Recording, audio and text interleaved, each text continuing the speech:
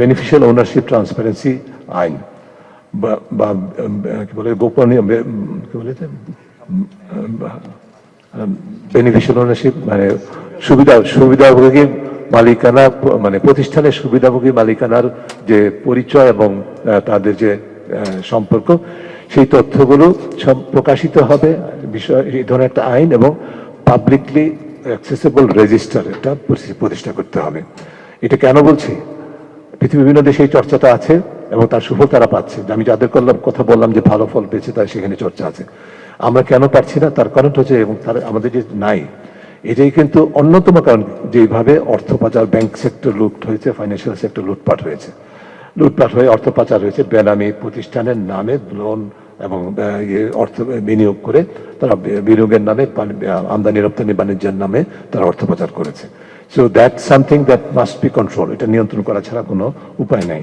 একটা অত্যন্ত গুরুত্বপূর্ণ প্রস্তাবনা সুপারিশ আমরা দীর্ঘদিন যাবৎ কর্তৃত্ব সরকারের পতনের আগের থেকেই তাদের মেয়াদে আমরা দীর্ঘদিন যাবৎ করে আসছি, সরকার মানে নাই। তার পিছনে অন্যতম কারণ হচ্ছে সরকারের যে অন্যতম শক্তি জাতীয় রাজস্ব বোর্ডের কর ফাঁকি সুযোগ করে দেওয়ার যে যোগসাজশকারী কর্মকর্তারা আছেন তাদের প্রতিরোধের কারণে বাংলাদেশে কর ফাঁকি হয়, বাংলাদেশের থেকে কর ফাঁকির উপর নির্ভর করে অর্থ পাচার হয়।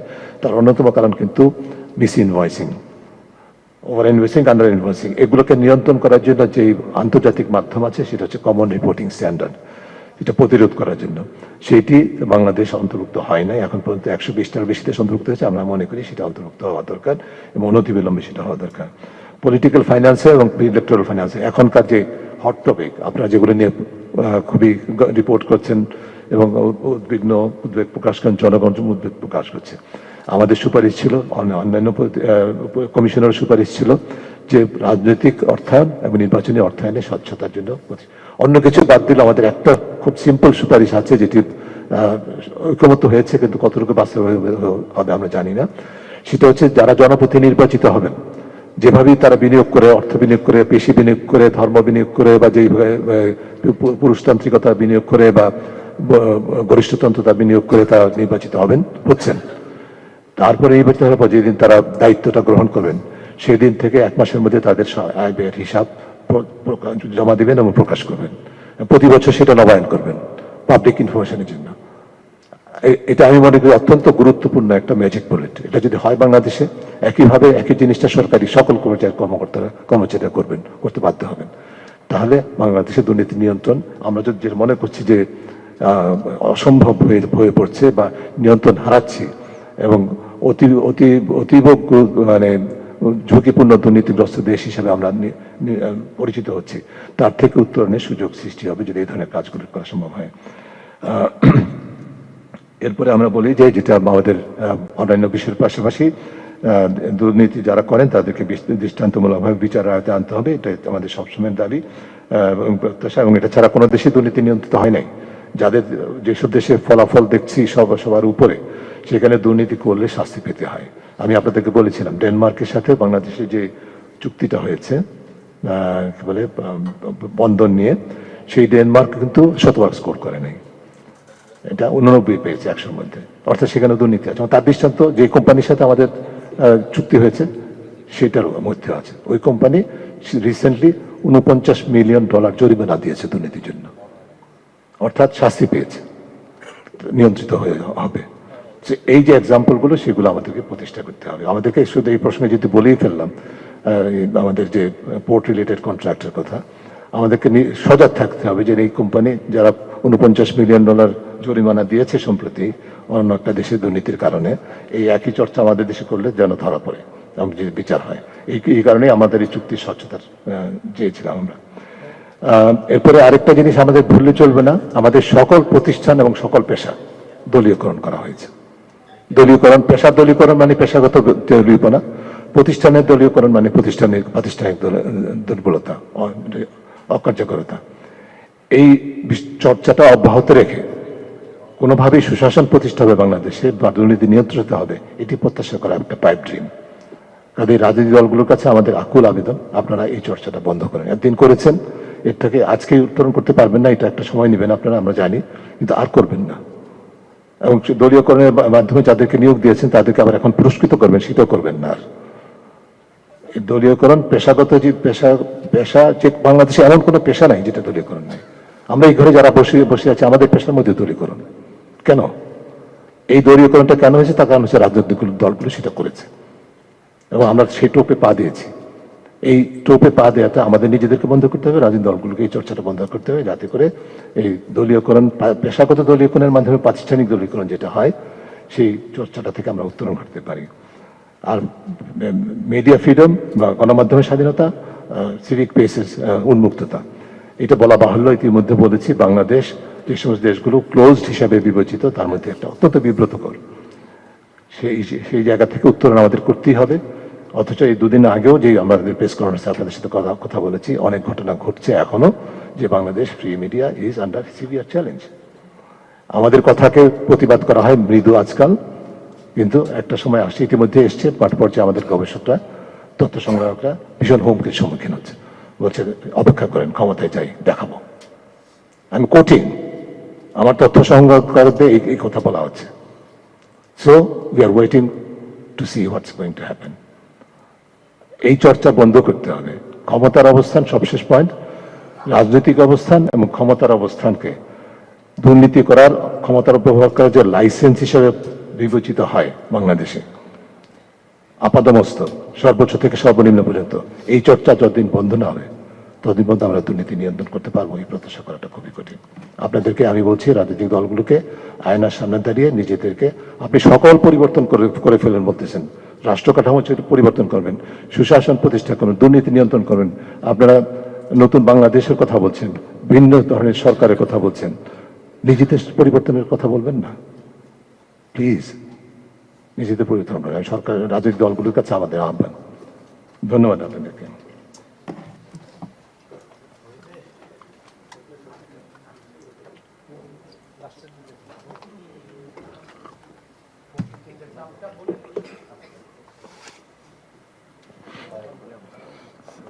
স্যার আসসালামু আলাইকুম, আমার নাম পার্থ রহমান, আমি কাজ করি বৈশাখী টেলিভিশনে।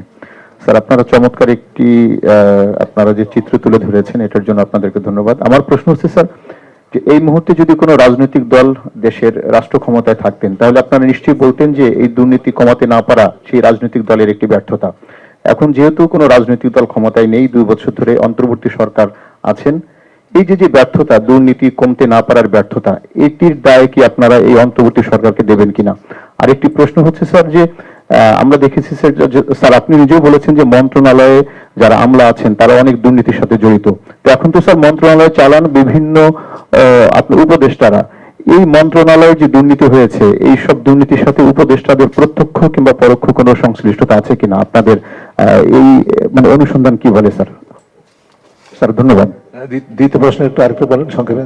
দ্বিতীয় প্রশ্ন মন্ত্রণালয়ে, আচ্ছা, উপদেষ্টাদের বিরুদ্ধে যাদের তাদের, আচ্ছা আচ্ছা আচ্ছা ঠিক আছে, আমি একটা একটা করে বলি যাতে করে মিস না হয়। ঠিক আছে, আমরা প্রথম প্রশ্নের জবাব আমার মূল উপস্থাপনা কিন্তু আমি বলেছি। আমরা মূল দায়িত্ব অবশ্যই অন্তর্বর্তীকালীন সরকারের কাছ থেকে বিভিন্নভাবে প্রত্যাশাটা ছিল যে এই মেয়াদে রাষ্ট্র সংস্কার করে ফেলবে, বাংলাদেশের দুর্নীতি নিয়ন্ত্রণ করে ফেলবে, এই প্রত্যাশা কিন্তু ছিল না, কিন্তু ছিল যে ফাউন্ডেশন তৈরি করবে, দৃষ্টান্ত স্থাপন করবে, ভিত্তিটা তৈরি করবে। সেখানে অন্তর্বর্তী সরকার অবশ্যই ব্যর্থতার পরিচয় দিয়েছে। এক। দ্বিতীয় হচ্ছে যে এর পেছনে অন্যতম কারণটা কিন্তু শুধুমাত্র অন্তর্বর্তীকালীন সরকারের বিষয় না, কারণ অন্য উপাদান এখানে কাজ করেছে, কেন আমরা ভালো করতে পারি নাই সেটা হচ্ছে, আমি বলেছি পলিটিক্যাল অ্যান্ড গভর্নেন্স স্পেসের মধ্যে সেই একই ধরনের যে আমাদের পালা সংস্কৃতিটা চালু হয়েছে 5 তারিখ থেকে 24-এর।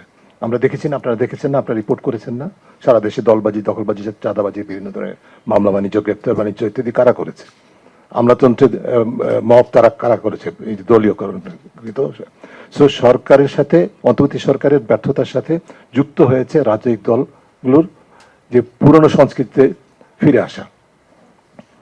বরং বাস্তবে বলতে গেলে যে আগের ট্র্যাক রেকর্ড থেকে উত্তরণের দৃষ্টান্ত দেখাতে ব্যর্থতার কারণে। তার পাশাপাশি যেটা হয়েছে আপনারা দেখেছেন যে রাজনৈতিক দল, প্রভাবশালী রাজনৈতিক দলগুলি কিন্তু, আমি রিপিট করছি, আপনারা খেয়াল করবেন, সংস্কার প্রক্রিয়ার অন্যতম যে রাষ্ট্র সংস্কারের যে মৌলিক, আমাদের জুলাই আন্দোলনের মৌলিক চাহিদা কি ছিল? এমন একটা সরকার তারা চেয়েছিল, আন্দোলন চেয়েছিল, যেটি জনগণের কাছে জবাবদিহি করবে। এই জনগণের কাছে জবাবদিহি করার জন্য যে প্রস্তাবগুলো বিভিন্ন সংস্কার কমিশনের উত্থাপিত হয়েছিল, প্রণীত হয়েছিল, সেগুলোর প্রায় প্রতিটা ক্ষেত্রেই বড় বড় রাজনৈতিক দলগুলো প্রতিবন্ধকতা সৃষ্টি করেছে এবং শেষ পর্যন্ত নোট অফ ডিসেন্ট দিয়েছে। অর্থাৎ তারা কিন্তু চায় না জনগণ কাছে জবাবদিহি একটা সরকার। এই যে দুইটা শক্তির ব্যর্থতা, এইটার ফলে কিন্তু আমরা আসলে প্রত্যাশিত জায়গায় যেতে পারিনি। আর মন্ত্রণালয়ের উপদেষ্টাদের কারো কারো উপদেষ্টার ক্ষেত্রে তাদের কার্যালয়ের দুর্নীতির অভিযোগের বিষয়টি এর আগেও আলোচিত হয়েছে। এখানে আমরা অবশ্যই প্রত্যাশা করেছিলাম, ঠিক আছে, অভিযোগ উত্থাপিত হয়েছে, সরকার ফ্রি হ্যান্ড দেবে দুর্নীতি দমন কমিশনকে, দুর্নীতি দমন কমিশন সেটা কার্যকর করবে, বিচার জবাবদিহির আওতায় আনবে। দুটি ক্ষেত্রে ব্যর্থতার পরিচয় হয়েছে বলে আমরা মনে করি। সরকার কোনোদিন কোনো অবস্থান গ্রহণ করেন না, অন্তত পক্ষে প্রকাশ্যে বলেন নাই যেহেতু অভিযোগ উত্থাপিত হয়েছে, বিচার হতে হবে, জবাবদিহি নিশ্চিত করতে হবে। দুর্নীতি দমন কমিশন কিছু টানা হেঁচড়া করেছে, কিছু অনুসন্ধান করবো বলা হয়েছে, কিন্তু কিছু বাস্তবে কিছু হয়নি। অর্থাৎ এক্ষেত্রেও ব্যর্থতা পরিচয় হয়েছে, মোটামুটি এটুকু বলা যায়।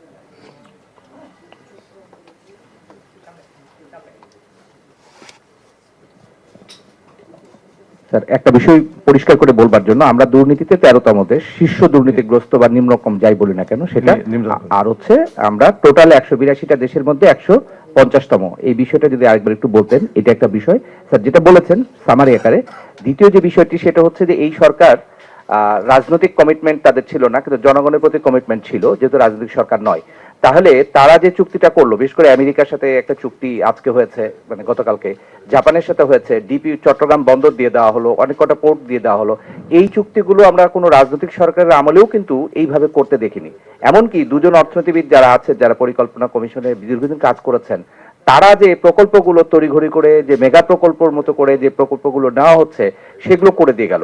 তাহলে আমি বলছি যে এই সরকার ব্যর্থ বলবো, নাকি তারা দুর্নীতিকে আরেক ধাপ এগিয়ে দেওয়ার মতো জায়গায় আমাদেরকে দাঁড় করিয়ে দিল?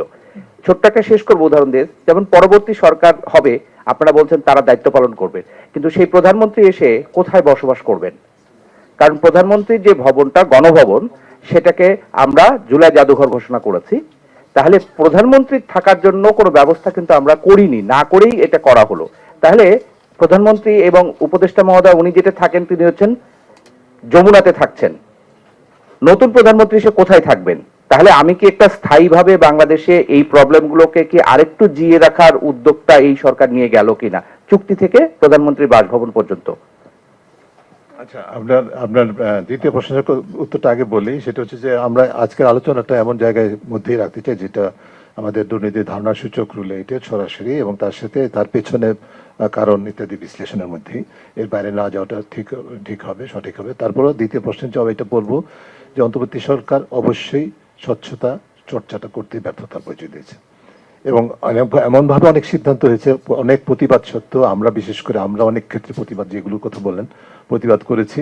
দুই একটা ব্যতিক্রম ছাড়া, যেমন জুলাই কি বলে যে মিউজিয়াম করার সময় এটা মানে উন্মুক্ত দরপত্র না করে সিদ্ধান্ত হয়েছিল, সেটা থেকে সরে এসছে আমাদের চাহিদার প্রেক্ষিতে। এরকম দুই একটা মাইনর এক্সাম্পল ছাড়া স্বচ্ছতার চর্চা বলতে শাসন প্রক্রিয়ায় সেটা কোনো দৃষ্টান্ত আসলে তারা স্থাপন করতে পারেনি। এবং যার ফলে যেটা হয়েছে, এই ধরনের বড় বড় চুক্তিগুলো, একটা বড় প্রশ্ন হচ্ছে এখনই কেন করতে, ঠিক আছে যদি করতে হয় তাহলে আমরা শুরু থেকে কখনো করলাম না, আর এখনই শেষ পর্যায়ে এটা বিদায়ী লিগেসি হিসাবে কেন রেখে যেতে হবে এগুলো? এটা বোঝাটা তো জনগণকে নিতে হবে, এবং অন্তর্বর্তী নতুন নির্বাচিত সরকার, তাদের সাথে কি ঔনাসী আছে, তাদের সাথে এই বিষয়গুলো আলোচনা হয়েছে কিনা, এই প্রশ্ন তো পরিষ্কার না।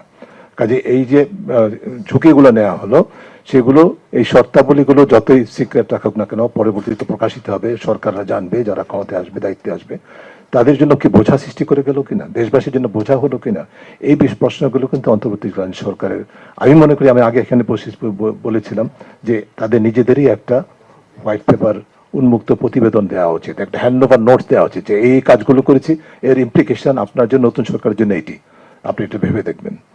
ঠিক আছে, এই বিষয়গুলো তাদের করার কথা আমি উচিত হবে মনে করি। এবং এটি কোনো অবস্থায় ইতিবাচক দৃষ্টান্ত না, সুশাসনের জন্য সহায়ক না, দুর্নীতি প্রতিরোধের জন্য সহায়ক না। এটা বোঝা বাড়বে, এটা ফলটা কি হবে সেটা আমরা জানি না এখনো, এটা নতুন সরকার কিভাবে সেটাকে মোকাবেলা করবেন সেটা তাদের দেখার বিষয়। আর প্রথম প্রশ্নের জবাবে যেটা বলবো, যে আমরা যেটা সিম্পলি বলি আপনার কথাটা, বাংলাদেশের এবারের স্কোর 100 মধ্যে 24, যেটি গতবারের তুলনায় স্কোর মানে স্পেসিফিক স্কোর হিসাবে 1 পয়েন্ট বেশি। গতবার 23 ছিল, 24 আমরা পেয়েছি।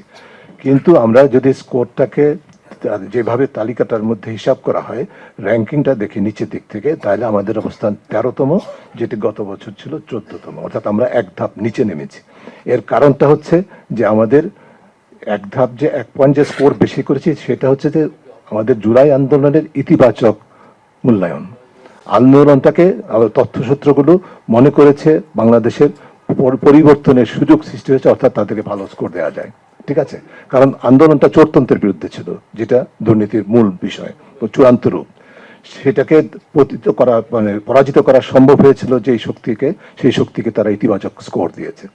অন্যদিক থেকে এটার স্থায়িত্বটা কতটুকু হবে সেটা সম্পর্কে সুনির্দিষ্ট যেহেতু তথ্য নেই, এবং বরং উল্টো তথ্য আছে, যে সংস্কার প্রক্রিয়া দুর্বলতা, মাঠ পর্যায়ে দুর্নীতি, সরকারের স্বচ্ছতার সাথে সরকার পরিচালনার ঘাটতি ইত্যাদি, যে বিষয়গুলো আগে বলেছি, ইত্যাদি কারণে স্কোর কিন্তু অন্য মানদণ্ডের স্কোরগুলো একই জায়গায় আছে বা কমেছে, যার ফলে মূল সার্বিকভাবে স্কোরটা হতাশাব্যঞ্জক হয়েছে। আমি রিপিট করছি, আমরা একটা সুযোগ হারানোর দৃষ্টান্ত স্থাপন করেছি। উই হ্যাভ লস্ট অপরচুনিটি, একটা এক্সাম্পল।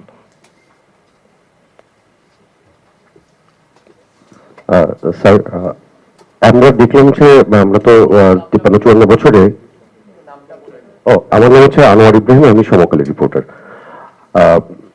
আমরা তো দেখলাম 53-54 বছরে যে আমাদের যে পলিটিক্যাল পার্টিগুলো তারা দুর্নীতি বন্ধ তো করতে পারিনি, বরং সেই চর্চাটা আরো বেড়েছে। আমরা তো একসময় দুর্নীতিতে চ্যাম্পিয়নও হয়েছিলাম, এরকম অবস্থা তৈরি হয়েছিল। আমাদের প্রত্যাশা ছিল যে জুলাই আন্দোলনের পরে এই পরিবর্তনটা আমাদের পাবো, যেটা আপনি বললেন যে আমরা এখানে হতাশ হচ্ছি। কিন্তু আমরা দায়িত্ব দিয়েছিলাম এমন ব্যক্তিদের কাছ থেকে যারা এই দুর্নীতির বিরুদ্ধেই কথা বলতেন, এবং আমরা 2 বছর আগে তাদের কাছ থেকে শুনেছি তারা কিভাবে করতে হবে সেই জিনিসটা তারা বলতেন। আজকে এসে পারলেন না, যাদের কাছে আমরা সমাজের সবচেয়ে সুচিল বা যাদের উপর ভরসা করতাম 2 বছর আগেও, তারাই ব্যর্থ হলেন। তার মানে কি বাংলাদেশে আদৌ দুর্নীতি রোধ করার মতো কোন শক্তি আদৌ আমার কাছে আছে কিনা? কারণ পলিটিক্যাল পার্টিতে এখন আবার আসতেছে, সুশীল সমাজ তো প্রমাণই করলো যে আসলে তারাও পারে না। তাহলে কারা পারবে? আদৌ পাওয়া সম্ভব কিনা এটা একটু বলতে। অবশ্যই সম্ভব। পৃথিবীর বিভিন্ন দেশের দৃষ্টান্ত আমরা বলেছি, এটার সাথে রিলেটেড, একই কাছাকাছি। আমার নাম আব্বাস, আমি ডেইলি স্টারে কাজ করি। তো ভাই যেটা বললেন সেটার সাথে আমি একটু অ্যাড করতে চাই যে এরকম এর আগে আমরা দেখেছি যে সরকারের একদম প্রথম দিকে একটু পরেই দেখা গেছে যে চিফ অ্যাডভাইজারের প্রায় 5টা অর্গানাইজেশন, একটা যদি ট্যাক্স এক্সামশনের কথা বলি সেটা সহ, ডিজিটাল ওয়ালেট, তারপরে ম্যান পাওয়ার লাইসেন্স, গ্রামীণ ইউনিভার্সিটি, এইসবের বিষয়গুলো কিন্তু এসছে। তো এইটার সাথে তো কনফ্লিক্ট অফ ইন্টারেস্টের একটা ব্যাপারও আছে। তাহলে যে স্টেটের একজন চিফ থেকে শুরু করে তারপরে চিফ আরো যে অ্যাডভাইজারদের যে দুর্নীতির কথা বিভিন্নভাবে আসছে, তো এইসব কারণে কি আলটিমেটলি আমরা উত্তরণ করতে পারিনি কিনা? Thank you.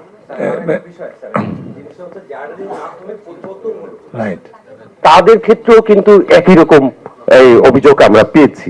তো এইটা আসলে আমরা জনগণ যারা আছি তারাও দুর্নীতি মুক্ত হতে চাই কিনা, বা আমাদের প্রচেষ্টা রাখতে চাই কিনা? এটা আপনার এই শেষ কথার প্রশ্ন আপনি নিজেই বলেন, আপনি চান কিনা দুর্নীতি মুক্ত হতে? এইটাই যথেষ্ট।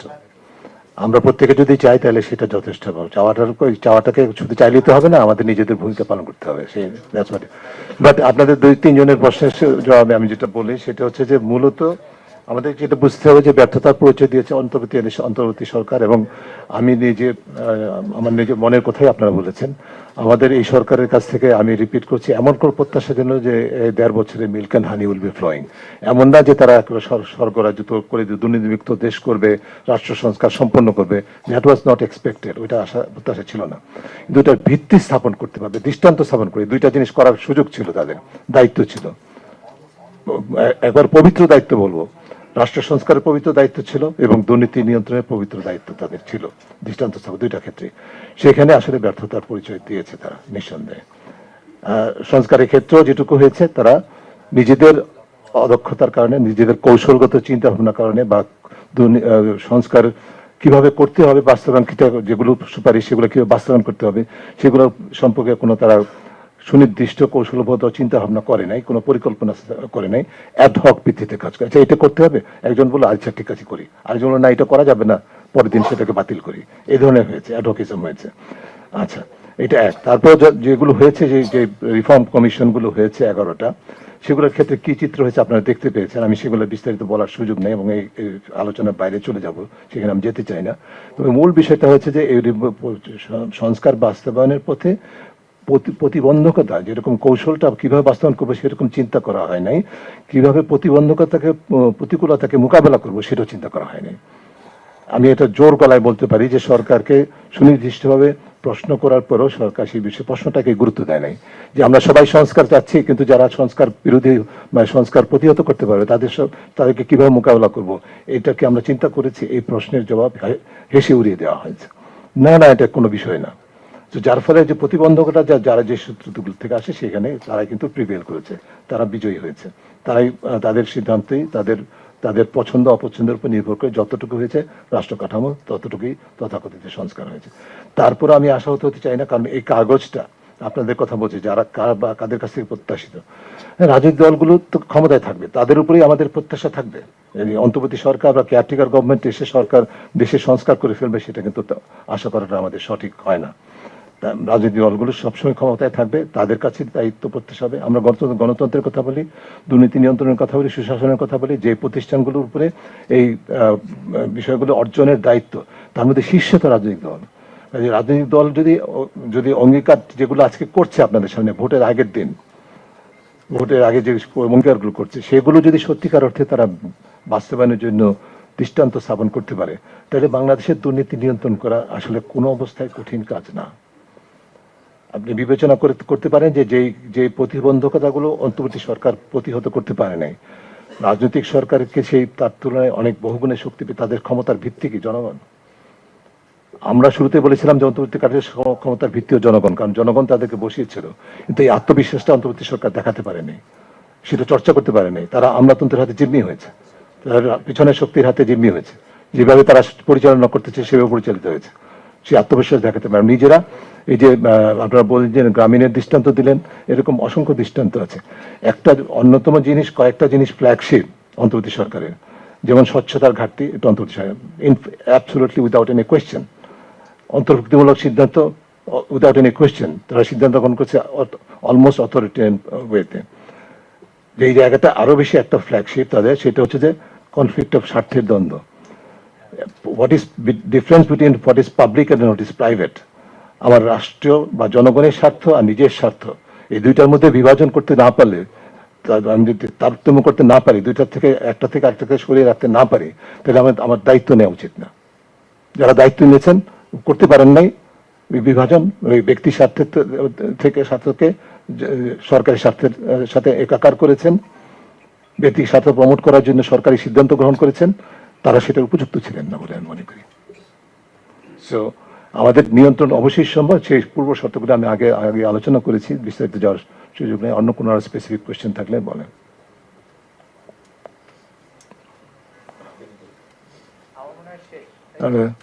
শেষ আশা করি, প্লিজ। আমি জাস্ট এটা রিলেটেড একটা প্রশ্ন আর কি, বলেন। যেটা বলা হচ্ছে সংস্কারের যে কথাটা বলা হচ্ছে, সেক্ষেত্রে আপনি এখনই বলেন ইনক্লুসিভিটির কথা। ইনক্লুসিভিটি যদি না থাকে, তো আওয়ামী লীগের মতো একটা দলকে এইভাবে মাইনাস করে বা নির্বাচন থেকে জোর করে বাইরে রেখে, যেটা তারা বলছে তাদেরকে জোর করে বাইরে রাখা হচ্ছে, সেক্ষেত্রে ইন দ্যাট সেন্স ইনক্লুসিভিটি কি আসবে, যেটা সিপিডি ইনক্লুসিভ হতে যাচ্ছে না, তাহলে একটা পক্ষে রয়ে যাচ্ছে না। আচ্ছা শুনেন, ঠিক আছে, আপনার প্রশ্নটা আমি শুনেছি, ওই দিনও বোধহয় এই প্রশ্নটা উঠেছিল, আপনি না অন্য কয়েকজন করেছিলেন। আমি এই শর্তে জবাবটা দেই যে আপনারা মূল প্রতিবেদন থেকে সরে গিয়ে এটা নিয়ে আমি হেডলাইন করেন না, ঠিক আছে? না আমি বলবো, আমার সহকারী এটা বলতে না করছে, আমি বলছি। আমি আপনাকে একটা প্রশ্ন করছি, আপনি কি মনে করছেন আওয়ামী লীগ নির্বাচন করছে না? আওয়ামী লীগ আর ভোট দিবে না? আওয়ামী লীগ আর ভোট দেয় না ইতিমধ্যে? নিজের কাছে প্রশ্ন করেন। ইনক্লুসিভ বলতে যা বুঝায়, আমরা আজকে যারা ইনক্লুসিভ নির্বাচন বলছি না, গত 16 বছর কি করেছি? তখন ইনক্লুসিভ নির্বাচন হচ্ছে না, এটা কয়টা প্রতিষ্ঠান কয়টা ব্যক্তি বলেছেন? সাহস কতজনের ছিল? এই ঘরে শুধু বলা হয়েছে। আমরা ইনক্লুসিভ নির্বাচন বলতে যা বুঝি সেটি অবশ্যই অর্থবহ ইনক্লুসিভ হতে হবে। আওয়ামী লীগ নিজেরা প্রকাশ্যে দল হিসাবে ঘোষণা করেছে তারা নির্বাচন বিরোধী, কাজে তারা তো নিজেরাই নির্বাচন বর্জন করেছে। সো কিভাবে আওয়ামী লীগের নির্বাচনে আনবে? আওয়ামী লীগ কোনো অনুশোচনা করেছে এখনো পর্যন্ত? বিন্দুমাত্র? পৃথিবীর কোনো একটা মানুষ আছে পৃথিবীতে যে বিশ্বাস করবে যে তার কোনো অপরাধ নেই? আছে কেউ? অপরাধ করলে তো যদি আমি আমার মাঠে ফিরে আসতে চাই আমাকে তো বলতে হবে যে সরি আমি ভুল করেছি। শুনেছি কারো কাছ থেকে? শুনি নাই। থার্ড, আওয়ামী লীগ একদিক থেকে ঘোষণা দিয়ে নির্বাচন বিরোধী অবস্থান ঘোষণা দিয়ে নির্বাচনকে প্রতিহত করার জন্য বিভিন্ন ধরনের সহিংসতার মধ্যে ইন্ধন যোগাচ্ছে, নিঃসন্দেহে। আপনারা জানেন, আমরা জানি, সবাই জানি। অর্থাৎ নির্বাচনে তারা তাদের ভূমিকা পালন করছে। On the other hand, Awami লীগের সমর্থন কর্মী, নেতা কর্মী, মাঠ পর্যায়ে সারা দেশে যারা আছে, প্রথমটা করছে যারা দেশের বাইরে, দেশের ভিতরেও অনেকে আছে, তাদের এজেন্টস আছে, তাদেরকে দিয়ে করাচ্ছে সহিংসতা সহ বিভিন্ন ধরনের নির্বাচনী পরিস্থিতিকে সংকটময় করে তোলার জন্য আপ্রাণ চেষ্টা করছে। বিরাট প্রজেক্ট আছে তাদের, যেটার মধ্যে আবার তাদের আশ্রয়কারী দেশের ইন্ধন থাকতে পারে। কিন্তু দ্বিতীয়টা হচ্ছে আওয়ামী লীগের যারা ভোটার জেলে আছেন, এরকম ভোটাররা তো ভোট দিয়ে ফেলেছেন নেতা। কি আপনারা এগুলো দেখেন? আপনারাই তো প্রতিবেদন করেছেন। তারপরে মাঠ পর্যায়ে কি হচ্ছে? আওয়ামী লীগের নেতারা বিভিন্ন দলে যোগ দিচ্ছেন না, নেতাকর্মীরা বিভিন্ন দলে ভোটে প্রচার করছেন না একসাথে বলে মিশে। তো আওয়ামী লীগ তো সক্রিয়, আওয়ামী লীগ নির্বাচনে অংশগ্রহণ করছে। কে এটাকে আওয়ামী লীগ বাদে নির্বাচন বলে? আমি তো বুঝি না কোন যুক্তিতে বলা হয়। সো সেই বিষয় আলাদা। আওয়ামী লীগকে যদি রাজনৈতিকভাবে পুনঃপ্রতিষ্ঠিত করতে হয়, সেই ভূমিকাটা আওয়ামী লীগকে পালন করতে হবে, অন্য কেউ করে দিতে পারবে না। আওয়ামী লীগের আজকে যে অবস্থা, সেটার জন্য সবচেয়ে আগে দায়ী আওয়ামী লীগের নেতৃবৃন্দ। ঠিক আছে? এবং সেই দায়টা যদি তারা গ্রহণ করে, স্বীকার করে তারা যদি অনুশোচনা করে, তারা যদি রাজনীতি ফিরে আসতে চায়, আই থিঙ্ক এই দেশের মানুষ ঠিকই তাদেরকে মেনে নেবে। কিন্তু সেটা তারা করবে কিনা সেটা তাদের উপর নির্ভর করবে। ঠিক আছে? Thank you. স্যার, একটা প্রশ্ন ছিল স্যার। দোষ করলে আওয়ামী লীগের নেতারা করছে, কিন্তু আওয়ামী লীগের ভোটার যারা, তারা তো রাজনীতির সাথে এভাবে জড়িত নয়। কিন্তু খবর পাওয়া যাচ্ছে দেশের বিভিন্ন জায়গা থেকে, আমার এলাকা থেকে, আমি নরসিংদী 4, যে যদি যারা নৌকায় ভোট দিত, তারা যদি বিভিন্ন ক্যান্ডিডেট দিয়ে বলতেছে যদি আমাদেরকে ভোট না দেওয়া তো বাড়ি ঘর থেকে উচ্ছেদ করা। আচ্ছা, এটা কি সরি, আপনার প্রশ্ন যৌক্তিক, অবশ্যই তথ্যভিত্তিক হতে পারে, কিন্তু একই কাজ অন্য দলগুলো করছে না। এটা তো আমাদের রাজনৈতিক সংস্কৃতি ভাই। আপনি কি জানেন আমাদের এই দেশের নারী, সংখ্যালঘু, ধর্মীয় জাতিগত সংখ্যালঘু, আদিবাসী, প্রতিবন্ধী মানুষগুলো কি ধরনের প্রতিকূলতার সম্মুখীন হচ্ছে? তাদেরকে বাড়ি বাড়ি গিয়ে বলা হচ্ছে না? আপনি যে কথাটা বলেন সেই ঠিক উল্টো কথাটা, যে এটা আমাদের রাজনৈতিক সংস্কৃতি। তো এটা আপনারা এইভাবে গ্লোরিফাই করবেন একটা দলকে গ্লোরিফাই করবেন, আর সার্বিক চিত্রটা দেখবেন না, সেটা তো হয় না। স্যার, এই সংস্কৃতি পরিবর্তনের জন্যই তো আমাদের এই না, সেটা তো পরিবর্তন হলো না। আজকের এটা কিন্তু ইলেকশন রিলেটেড না। সো আমরা আমরা আসে তো। এইটা ইলেকশন রিলেটেড না। আচ্ছা, আমি শেষ করি। আপনাদের একটা কথা বলে একটু সরি, আমি আপনাদের কাছে স্ট্রেট ফরওয়ার্ড কথা বললাম, কারণ বিষয়গুলোকে মিসআন্ডারস্ট্যান্ড করার সুযোগ আছে। ঠিক আছে? কিন্তু আমাদের নির্বাচন কেন্দ্রিক গবেষণা ইতিমধ্যে একটা প্রকাশ করেছি আমরা, আর একটা আসবে খুব শীঘ্রই নির্বাচনের পর্ব। এগুলো নিয়ে আপনারা তখন কথা বলবেন, আমরা কথা বলবো। ঠিক আছে? হ্যাঁ, এটা আমাদের কাজটা আপনাকে নিয়ে, আপনাদেরকে নিয়ে, আপনাদের মাধ্যমে আমাদের কাজ। So we need your support. আপনারা আমাদের নিশ্চয়ই আমাদের কাজ প্রচারের জন্য, আমাদের কাছ থেকে শোনার জন্য আগ্রহী। আমরা will be there with you সবসময়। আপনাদের গণমাধ্যম কর্মীদের সুযোগ সুবিধা মানে পক্ষে দাঁড়ানোটা টিআইবির অন্যতম দায়িত্ব। আপনারা কয়টা প্রতিষ্ঠান কালকে যখন ওই যে কি বলে বাংলাদেশ টাইমস বা যে গণমাধ্যম 400 গজের মধ্যে মোবাইল নেওয়া যাবে না, সেটা সবচেয়ে বড় কিন্তু ক্ষতিগ্রস্ত হওয়ার কথা সংবাদকর্মী। এই কথাটা বিবেচনা রেখে কয়টা প্রতিষ্ঠান একটা স্টেটমেন্ট দিয়ে প্রতিবাদ করেছে, একমাত্র টিআইবি ছাড়া। এবং শুধু স্টেটমেন্ট দেয় নাই, সাথে সাথে নির্বাচন কমিশনকে রিকোয়েস্ট করেছে, এবং তার সিদ্ধান্তটা কিছুটা হলে পরিবর্তন হয়েছে। সো ইসি আপনাদের জন্য, আপনাদের সাথে আমাদের we are on the same boat. হ্যাঁ, আমাদের একই পথের পথিক, এই বিষয়গুলি বিবেচনা রেখে। তবে মূল আপনারা এই প্রতিবেদন করার সময় মূল বিষয়টাকে পাশ কাটিয়ে যাবেন না, আশা করি যথাযথ গুরুত্ব সহকারে বিষয়গুলো প্রকাশ করবেন। সবাইকে ধন্যবাদ।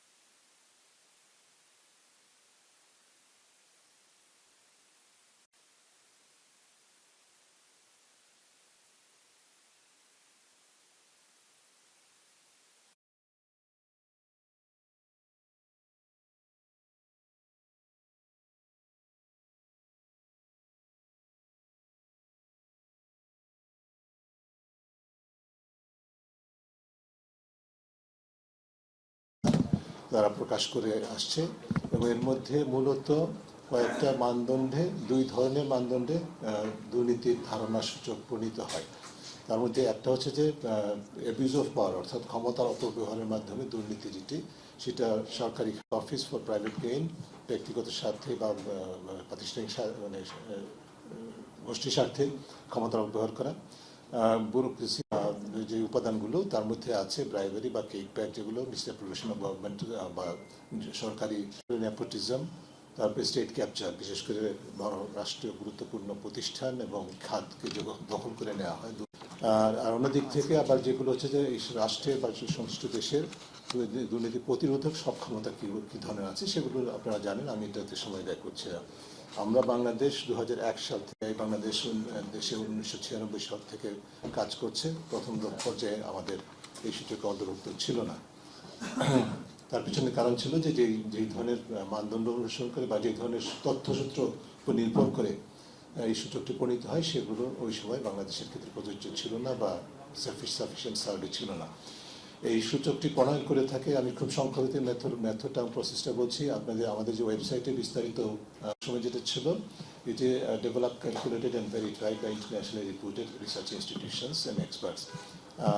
এটাকে বলা হয় সার্ভে অফ সার্ভেস, মানে জরিপের উপযোগী দেওয়া হবে। এটা টিআইয়ের যে সেক্রেটারিয়েট পার্লামেন্ট, তাদের যে গবেষণা বিভাগ, তারা প্রকাশ করে থাকে, মূলত কাজটা করে। তবে ইন্টারন্যাশনাল এক্সপার্টস, সুশাসন, মানবাধিকার, এই ধরনের সংশ্লিষ্ট দুর্নীতি শুধুমাত্র প্রাইমারি না, এর বাইরে যে সমস্ত ক্ষেত্রগুলো আছে সেগুলোর সাথে সম্পৃক্ত যে সমস্ত জরিপ হয়, যেগুলোকে প্রত্যক্ষ বা পরোক্ষভাবে দুর্নীতির সাথে সংশ্লিষ্ট পরিমাপক হিসেবে ব্যবহার করা যেতে পারে, এরকম মিনিমাম 3টা আন্তর্জাতিক জরিপের উপর নির্ভর করে একটা দেশ অন্তর্ভুক্ত হতে পারে। এবং এমন শুধু তার ডাটা, এই তথ্যে, এই সূচকে যায় যে এটি আন্তর্জাতিকভাবে তুলনামূলক। এবং সেই কারণে বাংলাদেশের যে ডাটা, আমরা জিআইবি যেটা যে কাজগুলো করে, যে তথ্য প্রকাশ করি, সেই তথ্য কখনো সিপিআই বা দুর্নীতি ধারণার সূচকে যায় না। প্লিজ আপনাদেরকে এটা রিপিট করছি, আমরা যে গবেষণা করি এটা কিন্তু আমাদের দেশের প্রেক্ষিতে গবেষণা, দেশের দুর্নীতির তথ্য। অন্য কোনো দেশের সাথে তুলনা করার মতো আমাদের জরিপে বা আমাদের গবেষণায় নেই, সেটা থাকে না। সেই কারণে আমাদের টিআইবির জরিপের কোনো তথ্য, একইভাবে অন্য কোনো দেশের জরিপের কোনো তথ্য, চ্যাপ্টারের তথ্য এই সূচকে যায় না। যেটা যায় আন্তর্জাতিক কতগুলো জরিপের ভিত্তি করে। এবং সেটা হচ্ছে যে, এবং আপনারা জানেন যে এবারে পরে বলছি, 13টা আন্তর্জাতিক জরিপের উপরে এরকম এবারে সূচকটি প্রণীত হয়েছে, যেটা সিপিআই বলতে যা বোঝায় গ্লোবালি। এর মধ্যে 13টা আন্তর্জাতিক জরিপের ডাটা অন্তর্ভুক্ত হয়েছে। বাংলাদেশের ক্ষেত্রে 8টি জরিপ, এবং 8টি জরিপের সূত্রগুলো এখানে তালিকাতে আছে, আমি এখানে সময় ব্যয় করছি না। এবং এই ডাটা পিরিয়ডটা এবারে যে আমাদের বাংলাদেশের জন্য যে ডাটা পিরিয়ড, সেটা হচ্ছে যে মানে যে সময়ের তথ্য, সেটা হচ্ছে নভেম্বর 2023 থেকে সেপ্টেম্বর 2025। আপনাদেরকে আগে বলছি, আবার বলছি, এটা কোনো 1 বছরের তথ্যের উপর নির্ভর করে, এটা রোলিং ডাটা বলা হয়। কারণ 3 বছরের তথ্য 1 বছর পরই মানে সার্বিকভাবে বিশ্লেষণ করে তারপর ভিত্তি করে জরিপটি প্রণীত হয়। বেসিক ফ্যাক্টস, মানে এবারের জরিপে 182টি দেশ অন্তর্ভুক্ত হয়েছে। গতবার ছিল 180টি, এবার 2টি দেশ অন্তর্ভুক্ত, নতুন দুইটি দেশ অন্তর্ভুক্ত। একটি হচ্ছে বেলিজ, আর একটা হচ্ছে ব্রুনেই দারুসালাম। এরা আগে ছিল না। বেলিজ মাঝখানে ছিল কিছুদিন, পরে আবার পর্যাপ্ত জরিপের ঘাটতির কারণে এরা অন্তর্ভুক্ত ছিল না। এবার তারা আবার অন্তর্ভুক্ত হয়েছে। এবং আমাদের ইস্ট এশিয়ার কান্ট্রি, যেটা আপনারা জানেন, ব্রুনেই দারুসালাম, সেই দেশে অন্তর্ভুক্ত হয়েছে। এবং অ্যাভারেজ এটা সূচকের মানে মূল যে স্কোর, সেটা হয় 0 থেকে 100। 0 হচ্ছে সবচেয়ে বেশি দুর্নীতির কারণে ক্ষতিগ্রস্ত, দুর্নীতির কারণে আক্রান্ত দেশ, আর 100 হচ্ছে শতভাগ ক্লিন, পরিষ্কার, যেটা বলা হয় সবচেয়ে কম দুর্নীতিগ্রস্ত। আর এবারের গড় স্কোর হচ্ছে 42। যে স্কোর দেশগুলো পেয়েছে তার গড় হচ্ছে 42, যেটা গতবার ছিল, গত বেশ এক দশকের বেশি সময় ছিল 43। এবার বৈশ্বিক গড়টা কমেছে, এই বিষয়ে আমি পরে আরেকটু বলবো, যে অর্থাৎ এবারে সূচক বলছে যে সারা বিশ্বব্যাপী দুর্নীতির অবস্থাটা আগের তুলনায় আরও খারাপ হচ্ছে, দুর্নীতির ব্যাপকতা বাড়ছে, অর্থাৎ দুর্নীতির প্রভাবটা আরও মানে প্রকটতা হচ্ছে। এটাই পরিমাণ 42 হচ্ছে যে গড় স্কোর। এখন আমরা ওভারঅল রেজাল্টটা হচ্ছে যে 100 মধ্যে 89 হচ্ছে হাইয়েস্ট স্কোর, যেটা ডেনমার্ক পেয়েছে। এরপরে সর্বনিম্ন হচ্ছে যে 9, সেটি পেয়েছে সুদান এবং সোমালিয়া। এটা পরে তালিকাটা আমি আরেকটু দেখাবো। রিজিওনাল হিসাবে, আঞ্চলিক হিসাবে, ভৌগোলিক হিসাবে বিবেচনা করলে সাব সাহারান আফ্রিকার দেশগুলোর তুলনায় আমরা সবচেয়ে বেশি মানে কম স্কোর পেয়েছি, যাদের সর্বনিম্ন গড় স্কোর হচ্ছে 32, আমাদের 24।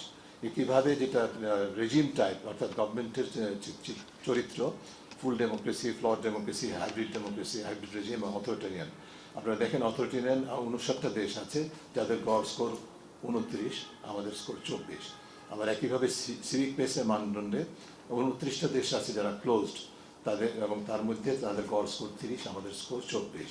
So very appalling and very disturbing picture. ভৌগোলিক বিশ্লেষণটা এখানে ম্যাপে আছে, আমি সেখানে সময় করে দক্ষিণ এশিয়ার চিত্রগুলো সার্বিক চিত্রটা, দক্ষিণ এশিয়ার চিত্রটা আমরা দেখাচ্ছি এই স্লাইডে, আপনারা দেখবেন, বিস্তারিত আশা করি আগ্রহ থাকলে দেখে নেবেন। বরাবরের মতো ভুটান এখনো পর্যন্ত দক্ষিণ এশিয়ার সবচেয়ে ভালো স্কোর করেছে, যদিও তাদের স্কোর 1 পয়েন্ট কমেছে। এবার তাদের র্যাঙ্কিং হিসাব করলে এবছর তারা 18তম দেশ, উপর দিক থেকে, তালিকার উপর দিক থেকে 18তম দেশ তারা। এরপরে আছে ভারত এবং মালদ্বীপ 39 পয়েন্ট পেয়ে, দুটা দেশে 1 পয়েন্ট করে স্কোর বেড়েছে। আর শ্রীলঙ্কা আছে তারপরে 35 স্কোর হয়েছে, তাদের 3 পয়েন্ট বেড়েছে। এটা আমার পরের বক্তব্যে একটুখানি আসবে। এবার তাদের 3 পয়েন্ট বেড়েছে।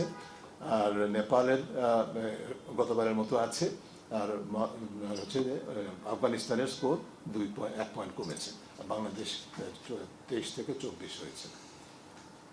এটি হচ্ছে যে বৈশ্বিক চিত্র। আমি যেটা বলেছিলাম যে আপনারা দেখবেন যে একই স্কোর পাওয়া মানে একাধিক দেশ হতে পারে। যেমন টপ স্কোরার যে কান্ট্রিগুলো, ডেনমার্ক, ফিনল্যান্ড, সিঙ্গাপুর, এই সমস্ত দেশগুলো এখানে বাম দিকে গ্রিন ইয়েতে কালারে দেখতে পাচ্ছি আমরা। যেমন চতুর্থ স্থানে যারা আছে তারা তো সেখানে একাধিক কান্ট্রি আছে, নিউজিল্যান্ড এবং নরওয়ে। অর্থাৎ নিউজিল্যান্ড, নরওয়ে দুইটা দেশে একই স্কোর পেয়েছে, অর্থাৎ তারা উপর দিক থেকে 34তম। একইভাবে অন্যান্য দেশের তালিকাতে আছে। আমাদের একটু লক্ষ্য করবেন যে যে দেশগুলো এখানে মানে টপ 10-এর মধ্যে আছে, তাদের মধ্যে এশিয়ার 2টা মাত্র দেশ আছে, হংকং এবং সিঙ্গাপুর। মানে ভুটান আমাদের পার্শ্ববর্তী দেশ, এখনো সেখানে যায় না, তাদের স্কোর 71, এখানে 73 পর্যন্ত আছে স্কোরে এই লিস্টে। আর যেগুলো যে স্কোরগুলো সবচেয়ে সর্বনিম্ন বটম 10 এবং তাদের যে র্যাঙ্ক, আপনি দেখবেন যে সর্বনিম্ন সাউথ সুদান এবং সোমালিয়া, অর্থাৎ এই দুটা দেশই 9 স্কোর পেয়েছে, ঠিক আছে, যার ফলে তারা সর্বনিম্ন অবস্থানে আছে, তাদের নিচের দিক থেকে প্রথম। এরপরে ভেনেজুয়েলা, তারপরে আছে আবার Eritrea, Libya, Yemen. Eritrea, Libya, Yemen 3টা দেশে 13 স্কোর পেয়েছে, অর্থাৎ তারা নিচের দিক থেকে তৃতীয় সর্বনিম্ন। তো আমাদের হিসাব করলে এরকম একইভাবে আমরা নিচের দিক থেকে 13তম, সেটা আগে বলেছি আমি। Next slide.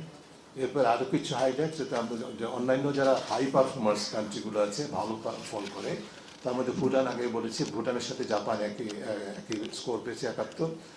সিশেলস একটা দেশ, আফ্রিকান কান্ট্রি, সেখানে তারা 74 পেয়েছে, খুবই ভালো রেজাল্ট। ইউকে, যুক্তরাজ্য 70, Austria, Belgium, UAE 69, Barbados, Seychelles, Taiwan, France, এগুলো আমি আর বিস্তারিত বলবো না। অন্যান্য নোটেবল যে বিগ পারফরমেন্স আছে, যেমন ইউএসএর স্কোর সবাই উদ্বেগ প্রকাশ করে থাকে। ইউএসএর স্কোর যেহেতু তারা নিজেদেরকে গণতান্ত্রিক দেশ বলে দাবি করে, তুলনামূলকভাবে বেশ মধ্যম পর্যায়ে 64। চায়না খুবই কম, 43।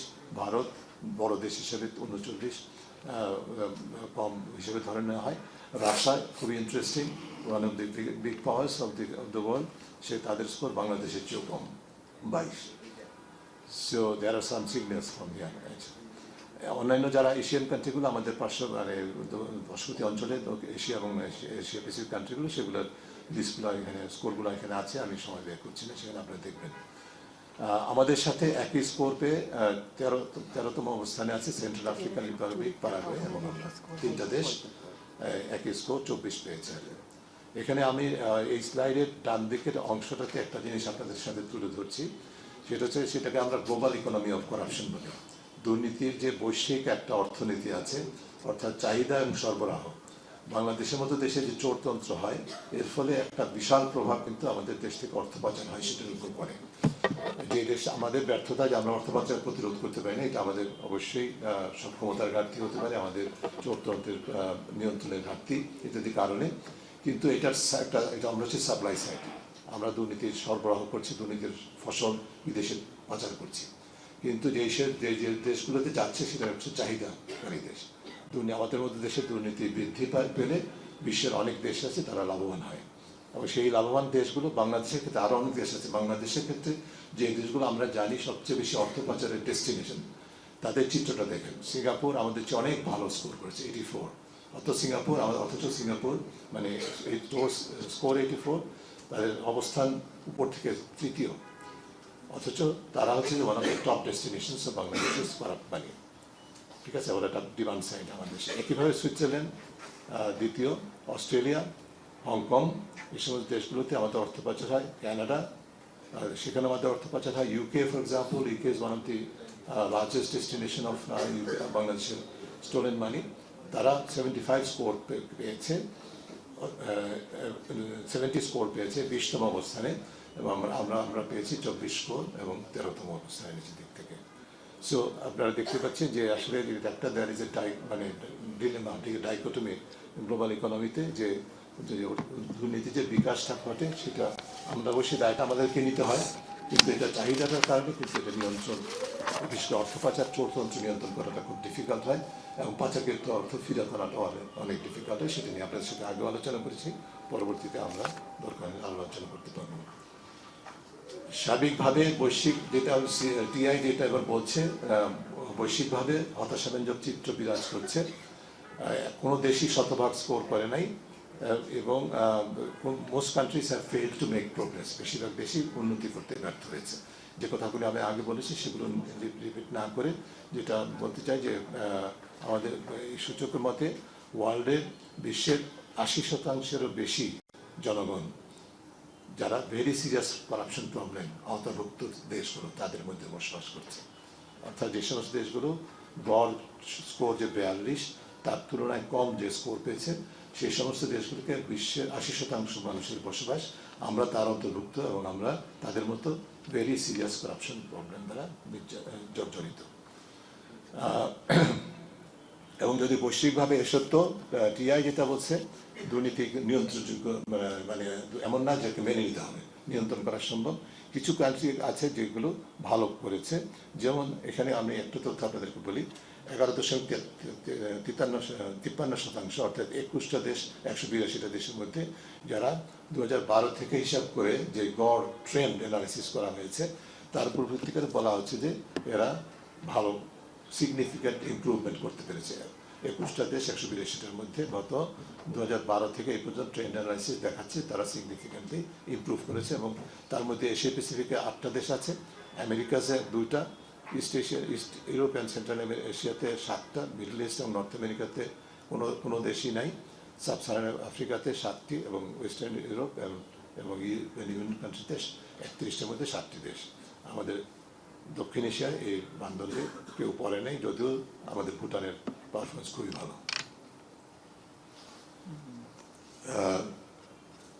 সার্বিকভাবে যে মেসেজিংটা গ্লোবাল মানে বৈশ্বিকভাবে যে বার্তাটা দেওয়া হচ্ছে, যেটা আমি আগে বলেছি ইতিমধ্যে, বৈশ্বিকভাবে দুর্নীতির ব্যাপকতা গভীরতা বাড়ছে, এবং এমন কান্ট্রিগুলোতে যেখানে হু ক্লেম টু বি ডেমোক্রেসিস, যারা নিজেদেরকে গণতান্ত্রিক বলে পরিচয় দেয় বা ভাবে, এমন দেশগুলোতে দুর্নীতির ব্যাপকতা নিয়ন্ত্রণের পুরোপুরি নিয়ন্ত্রণের মধ্যে আনতে পারে না বা বাড়ছে, খারাপ অবস্থা তুলনামূলকভাবে খারাপ হচ্ছে। এবং এর সাথে একই জিনিসটা দেখা যাচ্ছে যে দুর্নীতির ব্যাপকতা বাড়ছে, তার পাশাপাশি যে চিত্রটা বৈশ্বিকভাবে খুব পরিষ্কারভাবে অনেকটা কোরিলেশনের মধ্যে দেখা যাচ্ছে যে যেসব দেশে দুর্নীতি বেশি সেসব দেশে মিডিয়া এবং সিভিক স্পেসের উপরে চাপ বেশি। এটা আমরা কিন্তু প্রতিনিয়ত ভোগ করছি, আমরা দেখতে পাচ্ছি। এবং তার আরেকটা সূত্র হিসেবে প্রতিফল হিসেবে আমরা যেটা দেখতে পাই যে ওপেননেস বা স্বচ্ছতার সংস্কৃতি এবং পাবলিক ইন্টারেস্ট রিলেটেড ডিসিশনসে যেই জনগণকে সম্পৃক্ত করা, জবাবদিহিতা নিশ্চিত করার জন্য এবং স্বচ্ছতা নিশ্চিত করা এবং গভর্নেন্সে সরকার পরিচালনায় অ্যাকাউন্টেবিলিটি অ্যান্ড ট্রান্সপারেন্সি বা স্বচ্ছতা জবাবদিহিতা নিশ্চিত করার ক্ষেত্রে এই সমস্ত দেশগুলোতে ঘাটতি দেখা যায় বিদ্যমান। এবং এর ফলে যেটা দেখা যাচ্ছে, আমরা সাম্প্রতিককালে টিআই বলছে যে গ্লোবাল ফ্রাস্ট্রেশন এগেন্স্ট রেজিম এবং গভর্নমেন্ট বাড়ছে, যার প্রতি তার দৃষ্টান্ত দেখা যাচ্ছে পৃথিবীর বিভিন্ন দেশে উন্নত তুলনামূলকভাবে কম উন্নত দেশগুলো সহ বিভিন্ন দেশে মানুষের মধ্যে স্ট্রিট মানে পথে নামার প্রবণতা বাড়ছে, বিশেষ করে ইয়াং জেনারেশন এর বিরুদ্ধে দাঁড়াচ্ছে, যেটা দৃষ্টান্ত আমরা আমাদের দেশে দেখেছি। তবে বলছে টিআই যে করাপশন ইজ নট ইনএভিটেবল, এটা মানে মানতেই হবেই এমন কোনো কথা নেই। অনেক কান্ট্রি এটা ইতিমধ্যে প্রমাণ করেছে যে এটা পরিবর্তন করা সম্ভব। আমি সেটা আগে একটু বলেছি, শুধু যেটা বলতে চাই ওই সমস্ত দেশে কী ঘটেছে যার ফলে পরিবর্তন করা সম্ভব হয়েছে, তারা ইন্টিগ্রিটি বা শুদ্ধতা এবং কন্ট্রোল করাপশনকে কার্যকরভাবে নিয়ন্ত্রণ করার জন্য রিটোরিক্সের বাইরে, বাগাড়ম্বরের বাইরে গিয়ে তারা আসলে দুর্নীতিকে একটা শাস্তিযোগ্য অপরাধ হিসেবে প্রতিষ্ঠা করার জন্য দৃষ্টান্ত স্থাপন করতে পারে, সেই কারণে তারা ভালো করতে পারছে। যারা দুর্নীতির কারণে অভিযুক্ত তাদেরকে জবাবদিহিতা নিশ্চিত করা, কোনো প্রকার ইম্পিউনিটি না দিয়ে মানে বিচারহীনতা গ্রহণযোগ্য না করে স্টেট ইনস্টিটিউশনগুলো কার্য করে এবং মিডিয়া সিভিক স্পেসের উপরে যে আঘাত বা নির্যাতন, আক্রমণ, নিয়ন্ত্রণ, সেগুলোকে যত বেশি যারা কমিয়ে আনতে পেরেছে, যত বেশি মিডিয়া এবং সিভিক স্পেসটা উন্মুক্ত, তত বেশি দুর্নীতি নিয়ন্ত্রণ করা সম্ভব হয় বলে গবেষণায় দেখাচ্ছে। এবং এই সিক্রেসি বা স্বচ্ছতার ঘাটতির কারণে শুধুমাত্র দেশের দুর্নীতি বিকশিত হয় তাই নয়, দেশ থেকে দুর্নীতির যে ফল বা অর্থ সম্পদ পাচারের প্রবণতা বা সুযোগটা বৃদ্ধির ভুক্তভোগী আমরা। বাংলাদেশের যে রেজাল্টটা সেটা আমি ইতিমধ্যে যেটুকু বলেছি, এটাকে আরেকটু যদি আমরা ইন্টারপ্রেট করতে চাই, বুঝতে চাই, আমাদের স্কোর 1 পয়েন্ট হায়ার, গতবারের তুলনায় 1 পয়েন্ট বেশি, এবং তবে র্যাঙ্কিংয়ের দিক থেকে নিচের দিক থেকে র্যাঙ্কিংয়ে এক স্টেপ নিচে। যেটার যে বার্তাটা দিচ্ছে এই সূচক, সেটা হচ্ছে যে একটা আমাদের যে কর্তৃত্ববাদ প্রতিবাদ বিরোধী যে জুলাই আন্দোলন, সেটির একটা ইতিবাচক মূল্যায়ন এবং বিশ্লেষণ হয়েছে এই সূচকের মাধ্যমে, যার ফলে ইমিডিয়েট ইমপ্লিকেশন যারা সূচকের তথ্য দিয়েছে তারা ভেবেছে বাংলাদেশে একটা পরিবর্তনের সুযোগ হয়েছে, সেটাকে সেই কারণে ইতিবাচক ফল স্কোর তারা দিয়েছে। কিন্তু অন্যদিক থেকে শুধুমাত্র এটা সীমাবদ্ধ একের মধ্যে এই কারণে যে পরবর্তী যে পরিবর্তনগুলো, পরবর্তী যে পথযাত্রা, সেটি আমাদেরকে সেই একই ফলাফল বা একই মূল্যায়ন করতে পারেনি তারা। এবং তার অন্যতম কারণ 3টি এখানে বলা হচ্ছে। সে একটা হচ্ছে যে আমরা দেখেছি মাঠ পর্যায়ে থেকে সারা দেশে বিভিন্নভাবে প্রতিবাদ পতনের পর থেকেই দলবাজি, দখলবাজি, চাঁদাবাজি ইত্যাদি অব্যাহত ছিল এবং সেখানে রাজনৈতিক এবং সরকারি শক্তি, আমলাতান্ত্রিক শক্তি অন্তর্ভুক্ত ছিল। অন্তর্বর্তীকারী সরকারের যে দায়িত্ব বা কর্তব্য বা ম্যান্ডেট যেটা ছিল, সেটি পালনের ক্ষেত্রে ওরা সরকার পরিচালনার ক্ষেত্রে একদিক থেকে স্বচ্ছতা জবাবদিহিতার চর্চা দৃষ্টান্ত স্থাপন করতে ব্যর্থতার পরিচয় দিয়েছে অনেক ক্ষেত্রেই। অন্য দিক থেকে যেটা হয়েছে যে রিফর্ম প্রসেসটা হয়েছে, সেখানে ইতিবাচক অনেক কিছু হওয়া সত্ত্বেও প্রায় প্রতিটা ক্ষেত্রেই একটা পিছু টান আছে। এক ধরনের যে ফাউন্ডেশনটা তৈরি হয়েছে সেটি দুর্বল, নাজুক ফাউন্ডেশন তৈরি হয়েছে, যেটির ফলাফল আমরা এই নেতিবাচক মূল্যায়নের মধ্যে দেখতে পাই।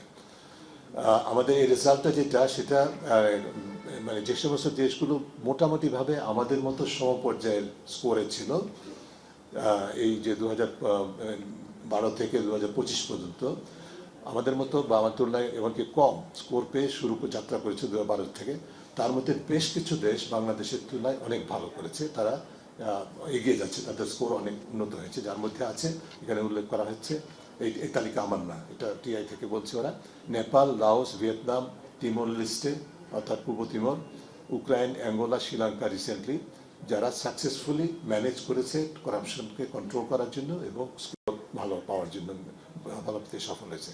শ্রীলঙ্কা এই বছর আমি আগে বলেছি তারা 3 পয়েন্ট বেশি পেয়েছে গতবার তুলনায়, বিকজ তাদের রিফর্মের কনসিস্টেন্সি স্ট্রঙ্গার দেখা যাচ্ছে।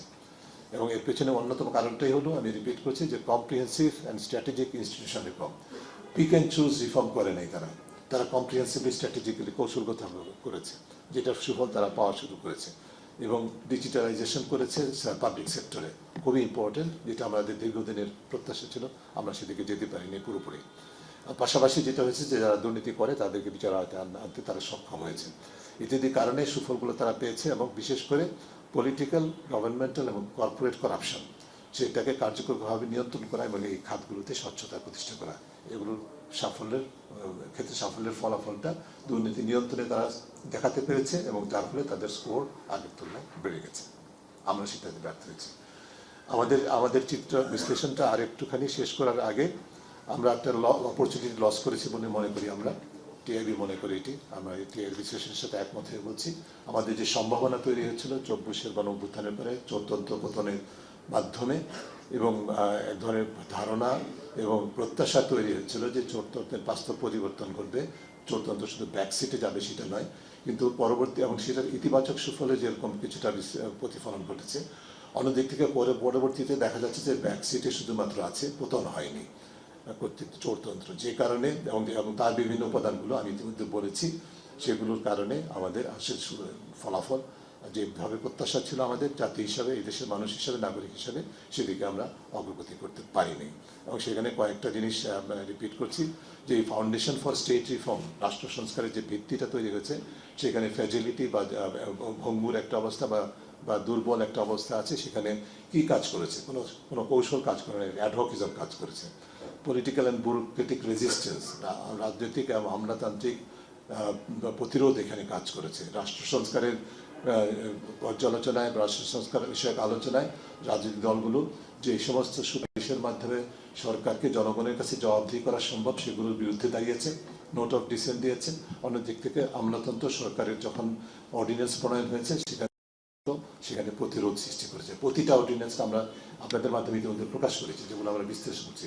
প্রতিটা ক্ষেত্রে ইতিবাচক দিকগুলো কিছু কিছু রেখে, যেগুলো আসলে কৌশলগতভাবে গুরুত্বপূর্ণ, দুর্নীতি দুদক সংস্কার সহ, সেখানে কিন্তু আমাদের আমলাতন্ত্র প্রতিরোধ সৃষ্টি করেছে, প্রতিবন্ধকতা সৃষ্টি করে, যার ফলে রাজনৈতিক আমলাতান্ত্রিক সক্ষতার কারণে, কলিউশন যোগসাজশের কারণে রিফর্ম প্রক্রিয়া বা সংস্কার প্রক্রিয়া প্রত্যাশিত মাত্রায় পর্যায়ে যেতে পারেনি, অগ্রগতি করতে পারেনি, বরং প্রতিহত হয়েছে, ডিরেল হয়েছে বলে আমরা বলছি। যার ফলে যে যেমন দৃষ্টান্ত হিসাবে আমরা যেটা বলছি, দুর্নীতি দমন কমিশনের দীর্ঘদিনের প্রত্যাশা, আপনারা এই ঘরে যারা উপস্থিত, দেশের ঘরের বাইরে যারা শুনছেন দেখছেন, সকলের প্রত্যাশা দুদক একটা স্বাধীন, সুপরিপূর্ণ স্বাধীন, জবাবদিহিমূলক, কার্যকর প্রতিষ্ঠান হবে, দুর্নীতি মুক্ত প্রতিষ্ঠান হবে। এই চারটা উপাদানের জন্য যে সুপারিশগুলো দুদক সংস্কার কমিশনের ছিল, আপনারা আমাদের দেশবাসীর প্রত্যাশার উপর ভিত্তি করে প্রণীত সেগুলোর কোনোটাই বাস্তবায়িত হয় নাই। একটা অর্ডিন্যান্স হয়েছে, সেই আসলে সেই কর্তৃত্বপরায়ণতা এবং দুদকের অকার্যকরতা, জবাবদিহীনতাকে সুরক্ষা দেওয়ার জন্য, আমলাতান্ত্রিক নিয়ন্ত্রণ, দুদকের মধ্যে সুরক্ষার জন্য, দুদকে যারা দুর্নীতিগ্রস্ত কর্মচারী তাদেরকে উৎখাত করা, তাদেরকে বহিষ্কার করা, বিচার আওতায় আনার যে সুনির্দিষ্ট সুপারিশ ছিল, কোনো পদক্ষেপ গৃহীত হয়নি। অর্থাৎ শুধুমাত্র রাজনীতি, আমলাতন্ত্র দুদক সংস্কারের প্রতিবন্ধক ছিল না, দুদক নিজেও তার প্রতিবন্ধকতা সৃষ্টি করেছে বলে আমাদের কাছে তথ্য আছে। এরপরে অন্তর্বর্তী সরকারের যে আরেকটা বিষয় হচ্ছে যে তারা যে ঘোষণাগুলো দিয়েছেন জাতির কাছে, যে অঙ্গীকারগুলো করেছেন, যে দায়িত্বটা গ্রহণ করার পর যে সমস্ত কথাগুলো, যেমন স্বচ্ছতা, জবাবদিহিমূলক সরকার ব্যবস্থা প্রতিষ্ঠা করা হবে বলেছিলেন, তাদের মেয়াদে করবেন সেটা। পরের জন্য তো ভিত্তি তৈরি করবেন, নিজেদের জন্য যেটা বলেছিলেন সম্পদ বিবরণী প্রকাশ করবেন উপদেষ্টাদের, সরকারি কর্মচারীদের সম্পদ বিবরণী জমা নেওয়া হবে, প্রকাশ করার কথা বলা হয়নি, কিন্তু আমরা চেয়েছিলাম প্রকাশ করব। এই কোনো অগ্রগতি এখনো পর্যন্ত হয়নি, সরকারের মেয়াদ শেষ হচ্ছে। আমরা গণমাধ্যমে জানতে পারছি যে শেষ মুহূর্তে প্রকাশ করবেন, এটা এক ধরনের প্রহসন হবে, আমরা সেটা দেখতে চাইনি। যাই হোক, এই ধরনের প্রতিকূলতার কারণে বাস্তবে সংস্কারগুলো হয় নাই, এবং সংস্কারের যে সম্ভাবনা সেটা প্রতিকূলতার মুখোমুখি হয়েছে। আমলাতান্ত্রিক রেজিস্ট্যান্সের কথা বলেছি। একটা হয়েছে যে আমি যেটা রিপিট করছি, যে আমরা 5 আগস্ট বিকেলবেলা থেকে যেটা দেখেছি সারা দেশে দলবাজি, দখলবাজি, চাঁদাবাজি, রাষ্ট্র কাঠামোতে দখল করার যে শক্তিগুলো রাজনৈতিক এবং আমলাতান্ত্রিক সরকারি প্রশাসন যন্ত্র, ওই ক্ষেত্রেই কিন্তু আমরা দেখেছি দলবাজি, দখলবাজি। সচিবালয়ের অভ্যন্তরে দলবাজি হয়েছে, মপতন্ত্র হয়েছে, সেটার আবার বিকাশ ঘটেছে মাঠ পর্যায়ে সারা দেশে। এবং সেটা আবার 5 তারিখ থেকেই শুরু হয়েছে দলবাজি দখলবাজি। এক ধরনের মনোপোলাইজ যে দলবাজি ছিল বা একচেটিয়া দলবাজি ছিল, সেটার জায়গায় আরেকটা দলবাজি, আরেক ধরনের দলবাজি প্রতিস্থাপিত হয়েছে, যেখানে আবার কিছুটা দ্বিমাত্রিক, কোনো কোনো ক্ষেত্রে ত্রিমাত্রিক আছে দলবাজি দখলবাজি। যার ফলে যে এই শক্তিগুলো তারা ভেবেছে যে চোর পতন হয়েছে, ফাইন, কিন্তু এবার আমাদের পালা, এবার আমাদের পালা যে ভাব মানসিকতা, সেটা সিনড্রোম আমরা দেখতে পেয়েছি, যে কারণে আমরা ভালো করতে পারি না ফলাফল।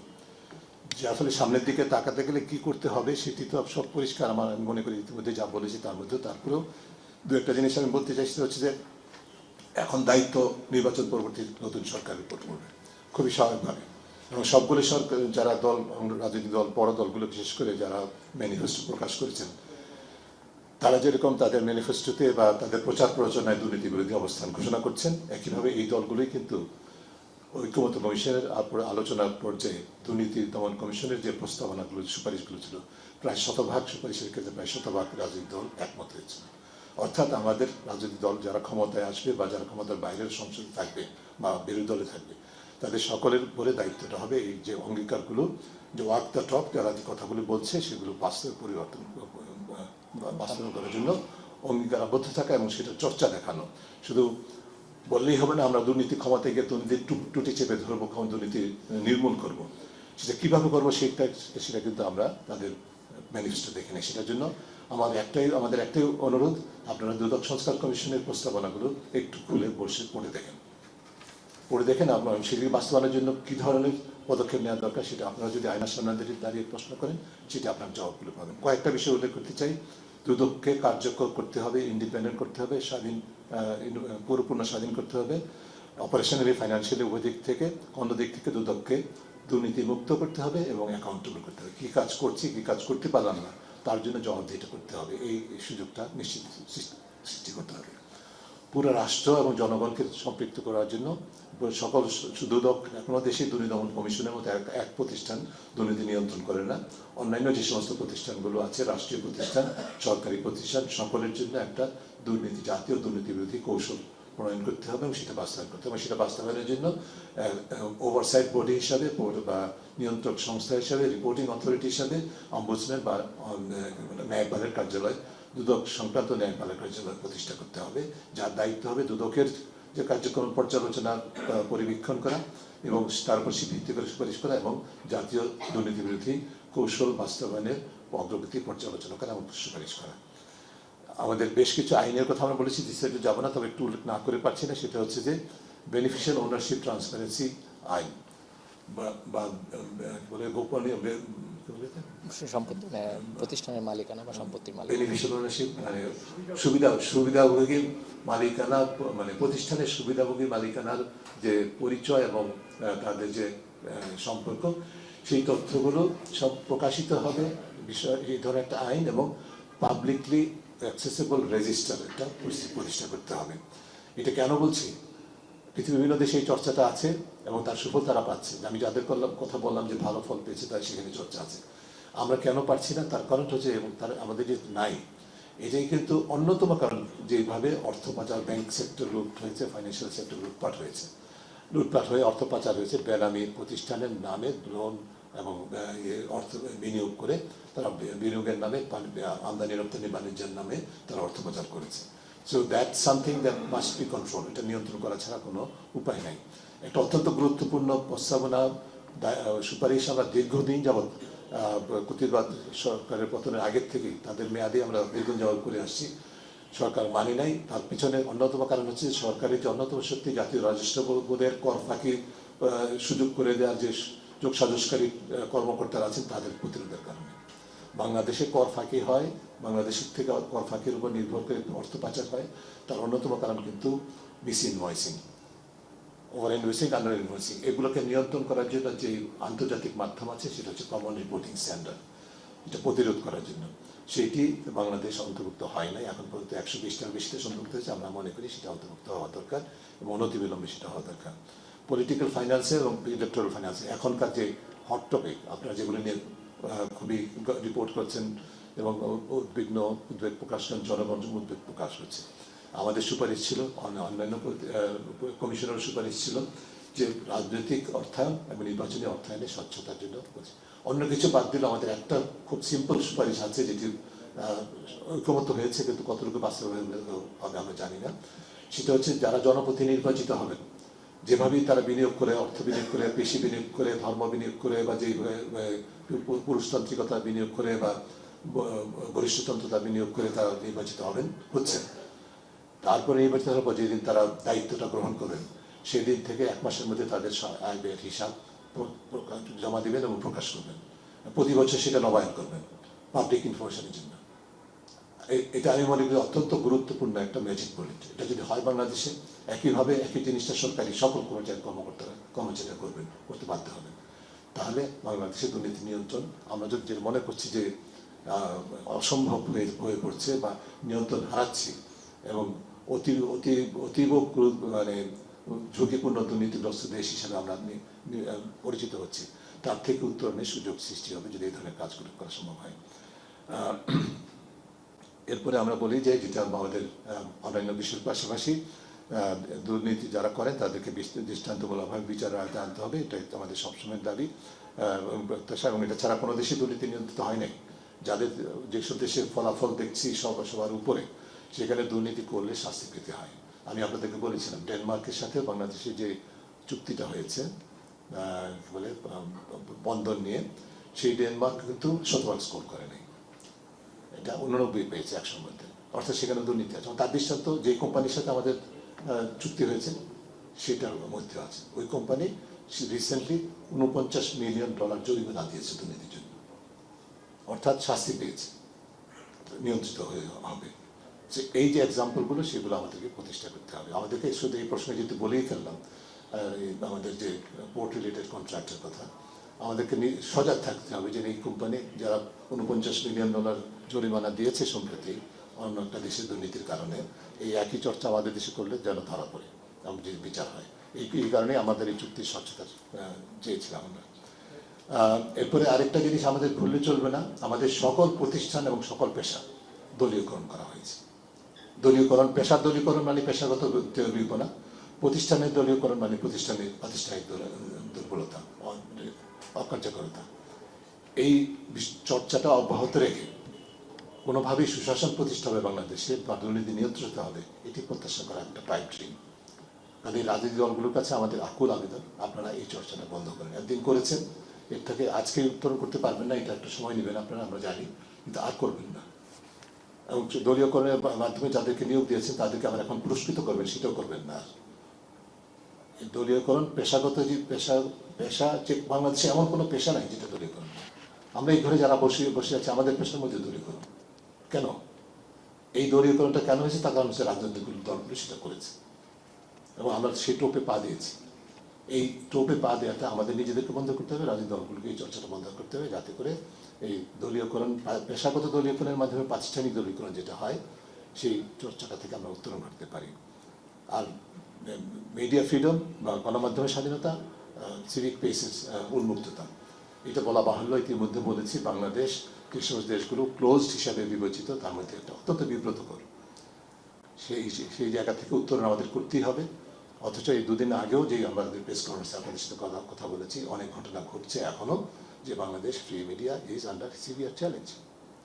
আমাদের কথাকে প্রতিবাদ করা হয় মৃদু আজকাল, কিন্তু একটা সময় আসছে, ইতিমধ্যে এসছে, পাঠ পর্যায়ে আমাদের গবেষকরা, তথ্য সংগ্রাহকরা ভীষণ হুমকির সম্মুখীন হচ্ছে, বলছে অপেক্ষা করেন, ক্ষমতায় যাই, দেখাবো। আমি কোটিং, আমার তথ্য সংগ্রহ করাতে এই কথা বলা হচ্ছে। So we are waiting to see what's going to happen. এই চর্চা বন্ধ করতে হবে। ক্ষমতার অবস্থান, সবশেষ পয়েন্ট, রাজনৈতিক অবস্থান এবং ক্ষমতার অবস্থানকে দুর্নীতি করার, ক্ষমতার উপভোগ করার যে লাইসেন্স হিসেবে বিবেচিত হয় বাংলাদেশে, আপাদমস্তক সর্বোচ্চ থেকে সর্বনিম্ন পর্যন্ত, এই চর্চা যতদিন বন্ধ না হয় ততদিন পর্যন্ত আমরা দুর্নীতি নিয়ন্ত্রণ করতে পারবো। এই প্রত্যাশা করাটা খুবই কঠিন। আপনাদেরকে আমি বলছি, রাজনৈতিক দলগুলোকে আয়নার সামনে দাঁড়িয়ে নিজেদেরকে, আপনি সকল পরিবর্তন করে ফেলেন বলতেছেন, রাষ্ট্র কাঠামো পরিবর্তন করবেন, সুশাসন প্রতিষ্ঠা করবেন, দুর্নীতি নিয়ন্ত্রণ করবেন, আপনারা নতুন বাংলাদেশের কথা বলছেন, ভিন্ন ধরনের সরকারের কথা বলছেন, নিজেদের পরিবর্তনের কথা বলবেন না প্লিজ। নিজেদের পরিবর্তন করেন। সরকার, রাজনৈতিক দলগুলোর কাছে আমাদের আহ্বান। ধন্যবাদ আপনাদেরকে। কমেছে, অর্থাৎ মোটা দাগ কমেছে বা একই রকম আছে এটা ধরলে যে দেখা যায় সেটার হার অনেক বেশি। বাংলাদেশের রেজাল্টটা হচ্ছে যে বাংলাদেশ এবার 24 পেয়েছে 100-র মধ্যে, যেটা স্কোর হিসাবে 2024-এর তুলনায় 1 পয়েন্ট বেশি, এবং উপর দিক থেকে হিসাব করলে 1 পয়েন্ট উপরে। গতবার ছিল 151, এবার 150। তবে স্কোরটা হচ্ছে যে আমাদের এবার হচ্ছে যে নিচের দিকে কাউন্ট করলে বা স্কোরের হিসাব, মানে একই স্কোর কিন্তু একাধিক দেশ পায়, পরে আমি তালিকায় দেখাবো, একই স্কোর একাধিক দেশ পায়। সেই হিসাবে হিসাব করলে বাংলাদেশের স্কোরটা নিচের দিক থেকে 13 সর্বনিম্ন, অর্থাৎ 13তম সর্বনিম্ন হচ্ছে যে বাংলাদেশের স্কোরটা, যেটি গতবার ছিল 14তম। সেই হিসাবে আমাদের স্কোরটা মানে আমাদের স্কোর ভিত্তিক র্যাঙ্কিংটা নিচের দিক থেকে হিসাব করলে এক ধাপ নেমেছে। এই রেজাল্টটা কি দেখাচ্ছে সেটা হচ্ছে যে আমাদের দেশে আমরা উই হ্যাভ লস্ট অপরচুনিটি, এবং এই অর্থে আমরা বলছি সেটা হচ্ছে যে স্কোরের যে মানে সোর্সেসগুলো আমরা অ্যানালাইসিস করে আমরা দেখেছি, এবং টিআই থেকে যেটা বলছে, একটা আমাদের যে 24-এর গণ অভ্যুত্থান, সেটার ফলে যে ক্লেপ্টোক্রেসি বা চোরতন্ত্রের পতন হয়েছে, এটাকে ইতিবাচকভাবে, এই বিষয়টাকে ইতিবাচকভাবে কোনো তথ্যসূত্র বিশ্লেষণ করেছে, ইতিবাচক মূল্যায়ন করেছে। দ্য ফ্যাক্ট দ্যাট চোরতন্ত্র ওয়াজ ডিফিটেড, চোরতন্ত্রকে যে পরাজিত করা হয়েছে, পরাভূত করা হয়েছে, সেটাকে ইতিবাচকভাবে দেখা হয়েছে, যার ফলে একটা স্কোর 1 পয়েন্ট বেড়েছে। কিন্তু আবার অন্য দিক থেকে বেশি বৃদ্ধি হয়নি, আমরা এর চেয়ে ভালো করতে পারি না। তার কারণটা হচ্ছে যে negative assessment due to reform setbacks. আমাদের দেশে যে পরবর্তী পর্যায়ে কর্তৃপদ পতন পরবর্তী পর্যায়ে যে সংস্কার প্রক্রিয়া, সেখানে সেটব্যাক ডিরেলমেন্ট হয়েছে, এবং করাপ্ট প্র্যাকটিসেস যেটা ছিল সেটি একই ধারায় অব্যাহত আছে, সেটি দেখা গেছে। এবং একইভাবে আমাদের গভর্নেন্সে এই সময় যেই সরকার বা মানে কর্তৃপক্ষ দায়িত্বে ছিল, তাদের ট্রান্সপারেন্ট এবং অ্যাকাউন্টেবল গভর্নেন্সের দৃষ্টান্ত কম ছিল, ঘাটতি ছিল। স্বচ্ছতা এবং জবাবদিহিতার সাথে সরকার পরিচালনার ক্ষেত্রে ঘাটতি ছিল। অর্থাৎ এই দুইটার সংমিশ্রণে আমাদের স্কোরটা ডিসঅ্যাপয়েন্টিং হয়েছে, হতাশাব্যঞ্জক। এবং শুধু তাই নয়, আমরা আরও কিছু বিস্তারিত আপনাকে দিচ্ছি। Bangladesh remain second lowest amongst 8 south Asian country. আমাদের দক্ষিণ এশিয়ায় যে 8টা দেশ আছে, তার মধ্যে এবারও আফগানিস্তানের পরেই আমরা দ্বিতীয় সর্বনিম্ন, খুবই এম্বারাসিং যেটা। এবং ফোর্থ হচ্ছে যে 37টা এশিয়া প্যাসিফিক দেশ আছে এই তালিকায়, যার মধ্যে বাংলাদেশের অবস্থান চতুর্থ। দক্ষিণ এশিয়ায় দ্বিতীয় সর্বনিম্ন, 37টা এশিয়া প্যাসিফিক দেশের মধ্যে আমরা চতুর্থ। এবং আমরা one of the lowest quintal, যেটাকে বলে কুইন্টাল বাংলা হচ্ছে কুইন্টালের বাংলা কেন না, কুইন্টাল হচ্ছে যে 1 কুইন্টাল হচ্ছে 20, লোয়েস্ট কুইন্টাল। স্কোরের দিক থেকে আমরা লোয়েস্ট কুইন্টাল আছে শব্দটা, সরি আমি লিখে নিয়েছিলাম, ভুলে গেছি বাংলা শব্দটা।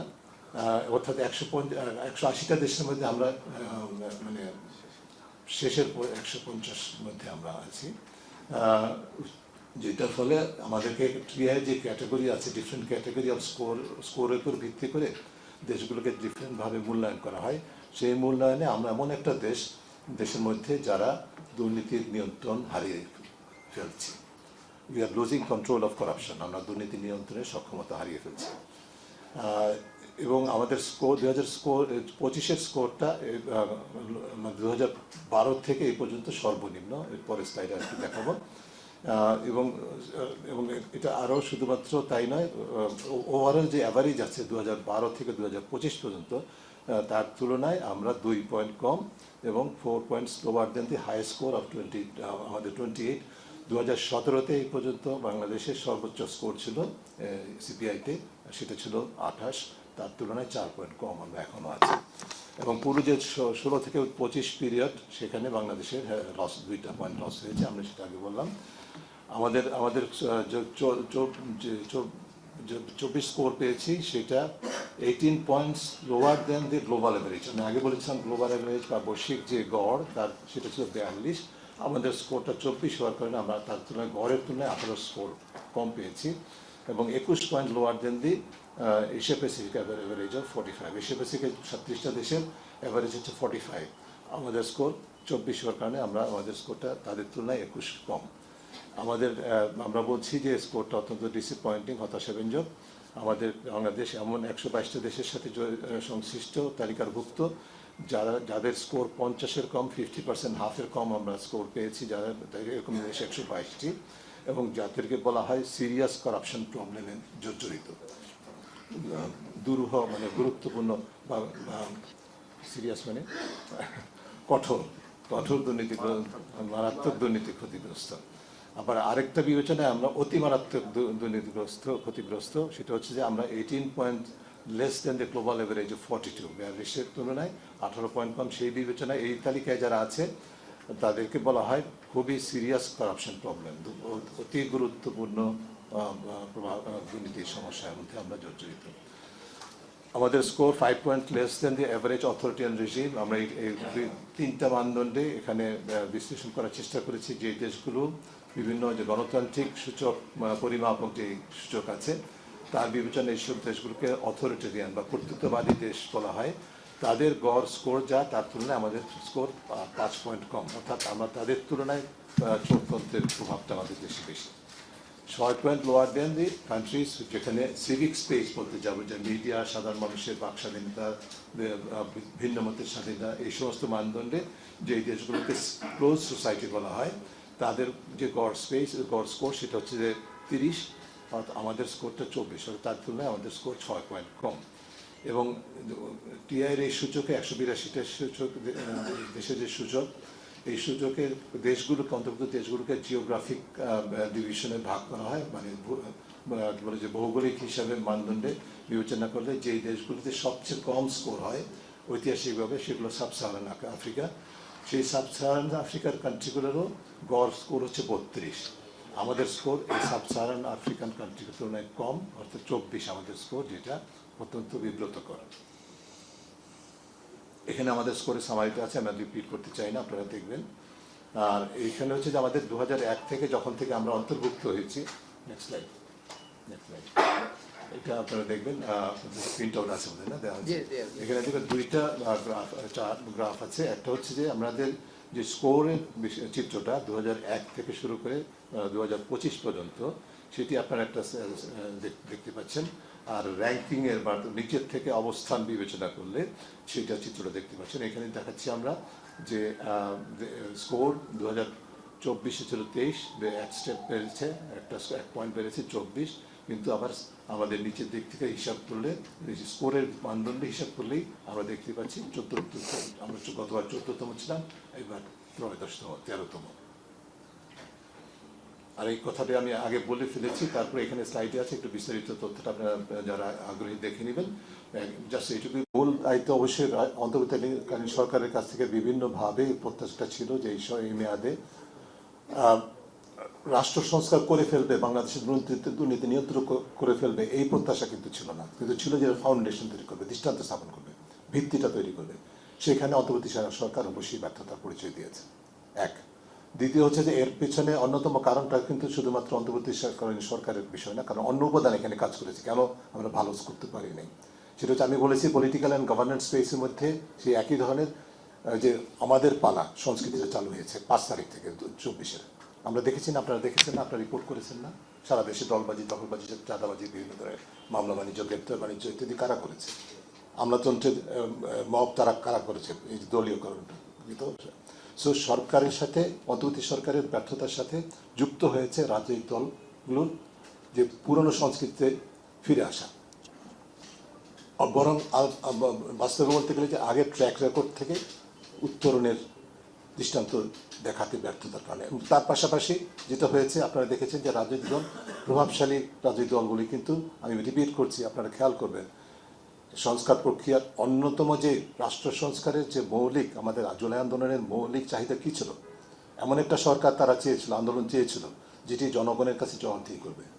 জনগণের কাছে জবাবদিহি করার জন্য যে প্রস্তাবগুলো বিভিন্ন সংস্কার কমিশনের উত্থাপিত হয়েছিল, প্রণীত হয়েছিল, সেগুলোর প্রায় প্রতিটা ক্ষেত্রেই বড় রাজনৈতিক দলগুলো প্রতিবন্ধকতা সৃষ্টি করেছে এবং শেষ পর্যন্ত নোট অফ ডিসেন্ট দিয়েছে। অর্থাৎ তারা কিন্তু চায় না জনগণ কাছে জবাব দেওয়ার একটা সরকার। এই যে 2টা শক্তির ব্যর্থতা, এইটার ফলে কিন্তু আমরা আসলে প্রত্যাশিত জায়গায় যেতে পারিনি। আর মন্ত্রণালয়ের উপদেষ্টাদের কারো উপদেষ্টাদের ক্ষেত্রে তাদের কার্যালয়ের দুর্নীতির অভিযোগের বিষয়টি এর আগেও আলোচিত হয়েছে। এই করে আমরা অবশ্যই প্রত্যাশা করেছিলাম, ঠিক আছে, অভিযোগ উত্থাপিত হয়েছে, সরকার ফ্রি হ্যান্ড দেবে দুর্নীতি দমন কমিশনকে, দুর্নীতি দমন কমিশন সেটা কার্যকর করবে, বিচার জবাবদিহির আওতায় আনবে। দুটি ক্ষেত্রে ব্যর্থতা পরিচয় হয়েছে বলে আমরা মনে করি। সরকার কোনোদিন কোনো অবস্থান গ্রহণ করেন না, অন্তত পক্ষে প্রকাশ্যে বলেন নাই যেহেতু অভিযোগ উত্থাপিত হয়েছে, বিচার হতে হবে, জবাবদিহি নিশ্চিত করতে হবে। দুর্নীতি দমন কমিশন কিছু টানা হেঁচড়া করেছে, কিছু অনুসন্ধান করবো বলা হয়েছে, কিন্তু কিছু বাস্তবে কিছু হয়নি। অর্থাৎ এক্ষেত্রেও ব্যর্থতার পরিচয় হয়েছে, এই মোটামুটি এটুকু বলা যায়। সামনে সামনে একটু নামটা বলে প্রশ্ন করুন। দুর্নীতি কমতে না পারার ব্যর্থতা, এটির দায় কি আপনারা এই অন্তর্বর্তী সরকারকে দেবেন কিনা? আর একটি প্রশ্ন হচ্ছে স্যার, যে আমরা দেখেছি স্যার আপনি নিজেও বলেছেন যে মন্ত্রণালয়ে যারা আমলা আছেন তারা অনেক দুর্নীতির সাথে জড়িত। এখন তো স্যার মন্ত্রণালয় চালান বিভিন্ন উপদেষ্টারা। এই মন্ত্রণালয়ে যে দুর্নীতি হয়েছে, এই সব দুর্নীতির সাথে উপদেষ্টাদের প্রত্যক্ষ কিংবা পরোক্ষ কোনো সংশ্লিষ্টতা আছে কিনা? আপনাদের এই অনুসন্ধান কি বলে স্যার? সামারি আকারে দ্বিতীয় যে বিষয়টি সেটা হচ্ছে যে এই সরকার রাজনৈতিক কমিটমেন্ট তাদের ছিল না, কিন্তু জনগণের প্রতি কমিটমেন্ট ছিল। যেহেতু দ্বিতীয় প্রশ্নের উত্তরটা আগে বলি, সেটা হচ্ছে যে আমরা আজকের আলোচনাটা এমন জায়গায় মধ্যেই রাখতে চাই যেটা আমাদের দুর্নীতি ধারণা সূচক রিলেটেড সরাসরি, এবং তার সাথে তার পেছনের কারণ ইত্যাদি বিশ্লেষণের মধ্যেই, এর বাইরে না যাওয়াটা ঠিক হবে, সঠিক হবে। তারপরেও দ্বিতীয় প্রশ্নের জবাব এটা বলবো যে অন্তর্বর্তী সরকার অবশ্যই স্বচ্ছতা চর্চাটা করতে ব্যর্থতার পরিচয় দিয়েছে, এবং এমনভাবে অনেক সিদ্ধান্ত হয়েছে, অনেক প্রতিবাদ সত্ত্বেও আমরা বিশেষ করে আমরা অনেক ক্ষেত্রে প্রতিবাদ, যেগুলোর কথা বললেন, প্রতিবাদ করেছি। দু একটা ব্যতিক্রম ছাড়া, যেমন জুলাই কি বলে যে মিউজিয়াম করার সময় এটা মানে উন্মুক্ত দরপত্র না করে সিদ্ধান্ত হয়েছিল, সেটা থেকে সরে এসছে আমাদের চাহিদার প্রেক্ষিতে। এরকম দু একটা মাইনর এক্সাম্পল ছাড়া স্বচ্ছতার চর্চা বলতে শাসন প্রক্রিয়ায় সেটা কোনো দৃষ্টান্ত আসলে তারা স্থাপন করতে পারেনি। এবং যার ফলে যেটা হয়েছে, এই ধরনের বড় বড় চুক্তিগুলো, একটা বড় প্রশ্ন হচ্ছে এখনই কেন করতে, ঠিক আছে যদি করতে হয় তাহলে আমরা শুরু থেকে কখনো করলাম না, আর এখনই শেষ পর্যায়ে এটা বিদায়ী লিগ্যাসি হিসেবে কেন রেখে যেতে হবে এগুলো? এটার বোঝাটা তো জনগণকে নিতে হবে, অন্তর্বর্তী নতুন নির্বাচিত সরকার। তার আগে তাদের সাথে কি ওনারশিপ আছে, তাদের সাথে এই বিষয়গুলো আলোচনা হয়েছে কিনা, এই প্রশ্ন তো পরিষ্কার না। কাজে এই যে ঝুঁকিগুলো নেওয়া হলো, সেগুলো এই শর্তাবলীগুলো যতই সিক্রেট রাখুক না কেন, পরবর্তীতে প্রকাশিত হবে, সরকাররা জানবে, যারা ক্ষমতায় আসবে, দায়িত্বে আসবে, তাদের জন্য কি বোঝা সৃষ্টি করে গেল কিনা, দেশবাসীর জন্য বোঝা হলো কিনা, এই প্রশ্নগুলো কিন্তু অন্তর্বর্তীকালীন সরকারের, আমি মনে করি, আমি আগে এখানে বলেছিলাম যে তাদের নিজেদেরই একটা হোয়াইট পেপার, উন্মুক্ত প্রতিবেদন দেওয়া উচিত, একটা হ্যান্ড ওভার নোটস দেওয়া উচিত যে এই কাজগুলো করেছি, এর ইমপ্লিকেশন আপনার জন্য, নতুন সরকারের জন্য এইটি, আপনি এটা ভেবে দেখবেন। ঠিক আছে, এই বিষয়গুলো তাদের করার কথা উচিত হবে মনে করি। এবং এটি কোনো অবস্থায় ইতিবাচক দৃষ্টান্ত না, সুশাসনের জন্য সহায়ক না, দুর্নীতি প্রতিরোধের জন্য সহায়ক না। এটা বোঝা বাড়বে, এটা ফলটা কী হবে সেটা আমরা জানি না এখনো। এটা নতুন সরকার কীভাবে সেটাকে মোকাবেলা করবে সেটা তাদের দেখার বিষয়। আর প্রথম প্রশ্নের জবাবে যেটা বলবো, যে আমরা যেটা সিম্পলি বলি আপনার কথাটা, বাংলাদেশের এবারের স্কোর 100 মধ্যে 24, যেটি গতবারের তুলনায় স্কোর মানে স্পেসিফিক স্কোর হিসাবে 1 পয়েন্ট বেশি। গতবার 23 ছিল, 24 আমরা পেয়েছি। কিন্তু আমরা যদি স্কোরটাকে যেভাবে তালিকাটার মধ্যে হিসাব করা হয়, র্যাঙ্কিংটা দেখি নিচের দিক থেকে, তাহলে আমাদের অবস্থান 13তম, যেটি গত বছর ছিল 14তম, অর্থাৎ আমরা এক ধাপ নিচে নেমেছি। এর কারণটা হচ্ছে যে আমাদের এক ধাপ, যে 1 পয়েন্ট যে স্কোর বেশি করেছি, সেটা হচ্ছে যে আমাদের জুলাই আন্দোলনের ইতিবাচক মূল্যায়ন। আন্দোলনটাকে তথ্যসূত্রগুলো মনে করেছে বাংলাদেশের পরিবর্তনের সুযোগ সৃষ্টি হয়েছে, অর্থাৎ তাদেরকে ভালো স্কোর দেওয়া যায়। ঠিক আছে, কারণ আন্দোলনটা চোরতন্ত্রের বিরুদ্ধে ছিল, যেটা দুর্নীতির মূল বিষয়, চূড়ান্ত রূপ। সেটাকে পরাজিত করা সম্ভব হয়েছিল যে সেই শক্তিকে তারা ইতিবাচক স্কোর দিয়েছে। অন্যদিক থেকে এটার মানে স্থায়িত্বটা কতটুকু হবে সেটার সম্পর্কে সুনির্দিষ্ট যেহেতু তথ্য নেই, এবং বরং উল্টো তথ্য আছে, যে সংস্কার প্রক্রিয়ার দুর্বলতা, মাঠ পর্যায়ে দুর্নীতি, সরকারের স্বচ্ছতার সাথে সরকার পরিচালনার ঘাটতি ইত্যাদি, যে বিষয়গুলো আগে বলেছি, ইত্যাদি কারণে স্কোর কিন্তু মানে অন্য মানদণ্ডের স্কোরগুলো একই জায়গায় আছে বা কমেছে, যার ফলে মূল সার্বিকভাবে স্কোরটা হতাশাব্যঞ্জক হয়েছে। আমি রিপিট করছি, আমরা একটা সুযোগ হারানোর দৃষ্টান্ত স্থাপন করছি। We have lost opportunity, একটা এক্সাম্পল।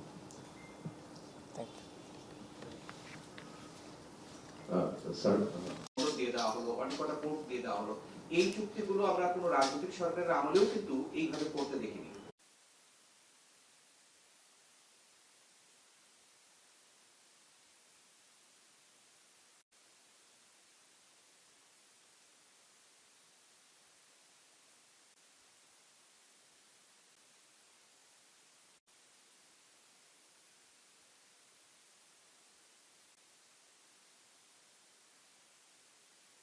চিফ থেকে শুরু করে তারপরে চিফ আরো যে অ্যাডভাইজারদের যে দুর্নীতির কথা বিভিন্ন ভাবে আসছে, তো এইসব কারণে কি আলটিমেটলি আমরা উত্তরণ করতে চাই কিনা বা আমাদের প্রচেষ্টা রাখতে চাই কিনা? এটা আপনার এই শেষ কথার প্রশ্ন আপনি নিজেই বলেন, আপনি চান কিনা দুর্নীতি মুক্ত হতে? অবশ্যই স্যার, এইটাই যথেষ্ট। আমরা প্রত্যেকে যদি চাই তাহলে সেটা যথেষ্ট হবে। চাওয়াটাকে শুধু চাই দিতে হবে না, আমাদের নিজেদের ভূমিকা পালন করতে হবে। বাট আপনাদের 2-3 জনের প্রশ্নের জবাবে আমি যেটা বলি সেটা হচ্ছে যে মূলত আমাদের যেটা বুঝতে হবে যে ব্যর্থতার পরিচয় দিয়েছে অন্তর্বর্তী সরকার, এবং আমি নিজের আমার নিজের মনের কথাই আপনারা বলেছেন। আমাদের এই সরকারের কাছ থেকে আমি রিপিট করছি, এমন কোনো প্রত্যাশা যেন যে 1.5 বছরে milk and honey will be flowing, এমন না যে তারা একেবারে স্বর্গরাজ্য করে দুর্নীতিমুক্ত দেশ করবে, রাষ্ট্র সংস্কার সম্পন্ন করবে। দ্যাট ওয়াজ নট এক্সপেক্টেড, ওইটা প্রত্যাশা ছিল না। দুইটার ভিত্তি স্থাপন করতে পারবে, দৃষ্টান্ত স্থাপন করে দুইটা জিনিস করার সুযোগ ছিল, তাদের দায়িত্ব ছিল, একবার পবিত্র দায়িত্ব বলবো, রাষ্ট্র সংস্কারের পবিত্র দায়িত্ব ছিল এবং দুর্নীতি নিয়ন্ত্রণের পবিত্র দায়িত্ব তাদের ছিল, দৃষ্টান্ত স্থাপন দুইটা ক্ষেত্রে। সেখানে আসলে ব্যর্থতার পরিচয় দিয়েছে তারা নিঃসন্দেহে। সংস্কারের ক্ষেত্রেও যেটুকু হয়েছে তারা নিজেদের অদক্ষতার কারণে, নিজেদের কৌশলগত চিন্তা ভাবনার কারণে বা সংস্কার কিভাবে করতে হবে, বাস্তবায়ন যেগুলো সুপারিশ সেগুলো কীভাবে বাস্তবায়ন করতে হবে সেগুলো সম্পর্কে কোনো তারা সুনির্দিষ্ট কৌশলগত চিন্তা ভাবনা করে নাই, কোনো পরিকল্পনা করে নাই, অ্যাডহক ভিত্তিতে কাজ করে। আচ্ছা এটা করতে হবে, একজন বললো আচ্ছা ঠিক আছে করি, আরেকজন বললো না এটা করা যাবে না, পরের দিন সেটাকে বাতিল করি, এই ধরনের হয়েছে, অ্যাডভোকেসম হয়েছে। আচ্ছা এটা এক। তারপর যেগুলো হয়েছে যে রিফর্ম কমিশনগুলো হয়েছে 11টা, সেগুলোর ক্ষেত্রে কী চিত্র হয়েছে আপনারা দেখতে পেয়েছেন। আমি সেগুলো বিস্তারিত বলার সুযোগ নেই এবং এই আলোচনার বাইরে চলে যাব, সেখানে আমি যেতে চাই না। তবে মূল বিষয়টা হচ্ছে যে এই সংস্কার বাস্তবায়নের পথে প্রতিবন্ধকতা, যেরকম কৌশলটা কীভাবে বাস্তবায়ন করবো সেরকম চিন্তা করা হয় নাই, কীভাবে প্রতিকূলতাকে মোকাবেলা করবো সেটাও চিন্তা করা হয়নি। আমি এটা জোর গলায় বলতে পারি যে সরকারকে সুনির্দিষ্টভাবে প্রশ্ন করার পরও সরকার সেই বিষয়ে প্রশ্নটাকে গুরুত্ব দেয় নাই, যে আমরা সবাই সংস্কার চাচ্ছি কিন্তু যারা সংস্কার বিরোধী মানে সংস্কার প্রতিহত করতে পারবে তাদেরকে কীভাবে মোকাবেলা করবো এইটাকে আমরা চিন্তা করেছি। এই প্রশ্নের জবাব হেসে উড়িয়ে দেওয়া হয়েছে, না না এটা কোনো বিষয় না। তো যার ফলে যে প্রতিবন্ধকতা যারা যে সূত্রগুলি থেকে আসে সেখানে তারা কিন্তু প্রিভেল করেছে, তারা বিজয়ী হয়েছে। তারাই তাদের সিদ্ধান্তেই তাদের পছন্দ অপছন্দের উপর নির্ভর করে যতটুকু হয়েছে রাষ্ট্র কাঠামো ততটুকুই তথাকথিত সংস্কার হয়েছে। তারপর আমি আশাহত হতে চাই না, কারণ এই কাগজটা আপনাদের কথা বলছি যারা কাদের কাছ থেকে প্রত্যাশিত, রাজনৈতিক দলগুলো তো ক্ষমতায় থাকবে, তাদের উপরেই আমাদের প্রত্যাশা থাকবে। অন্তর্বর্তী সরকার বা কেয়ারটেকার গভর্নমেন্ট এসে সরকার দেশের সংস্কার করে ফেলবে সেটা কিন্তু আশা করাটা আমাদের সঠিক হয় না। রাজনৈতিক দলগুলো সবসময় ক্ষমতায় থাকবে, তাদের কাছে দায়িত্ব প্রত্যাশা হবে। আমরা গণতন্ত্রের কথা বলি, দুর্নীতি নিয়ন্ত্রণের কথা বলি, সুশাসনের কথা বলি, যে প্রতিষ্ঠানগুলোর উপরে এই বিষয়গুলো অর্জনের দায়িত্ব তার মধ্যে শীর্ষে তো রাজনৈতিক দল। রাজনৈতিক দল যদি অঙ্গীকার যেগুলো আজকে করছে আপনাদের সামনে ভোটের আগের দিন, ভোটের আগে যে অঙ্গীকারগুলো করছে সেগুলো যদি সত্যিকার অর্থে তারা বাস্তবায়নের জন্য দৃষ্টান্ত স্থাপন করতে পারে, তাহলে বাংলাদেশের দুর্নীতি নিয়ন্ত্রণ করা আসলে কোনো অবস্থায় কঠিন কাজ না।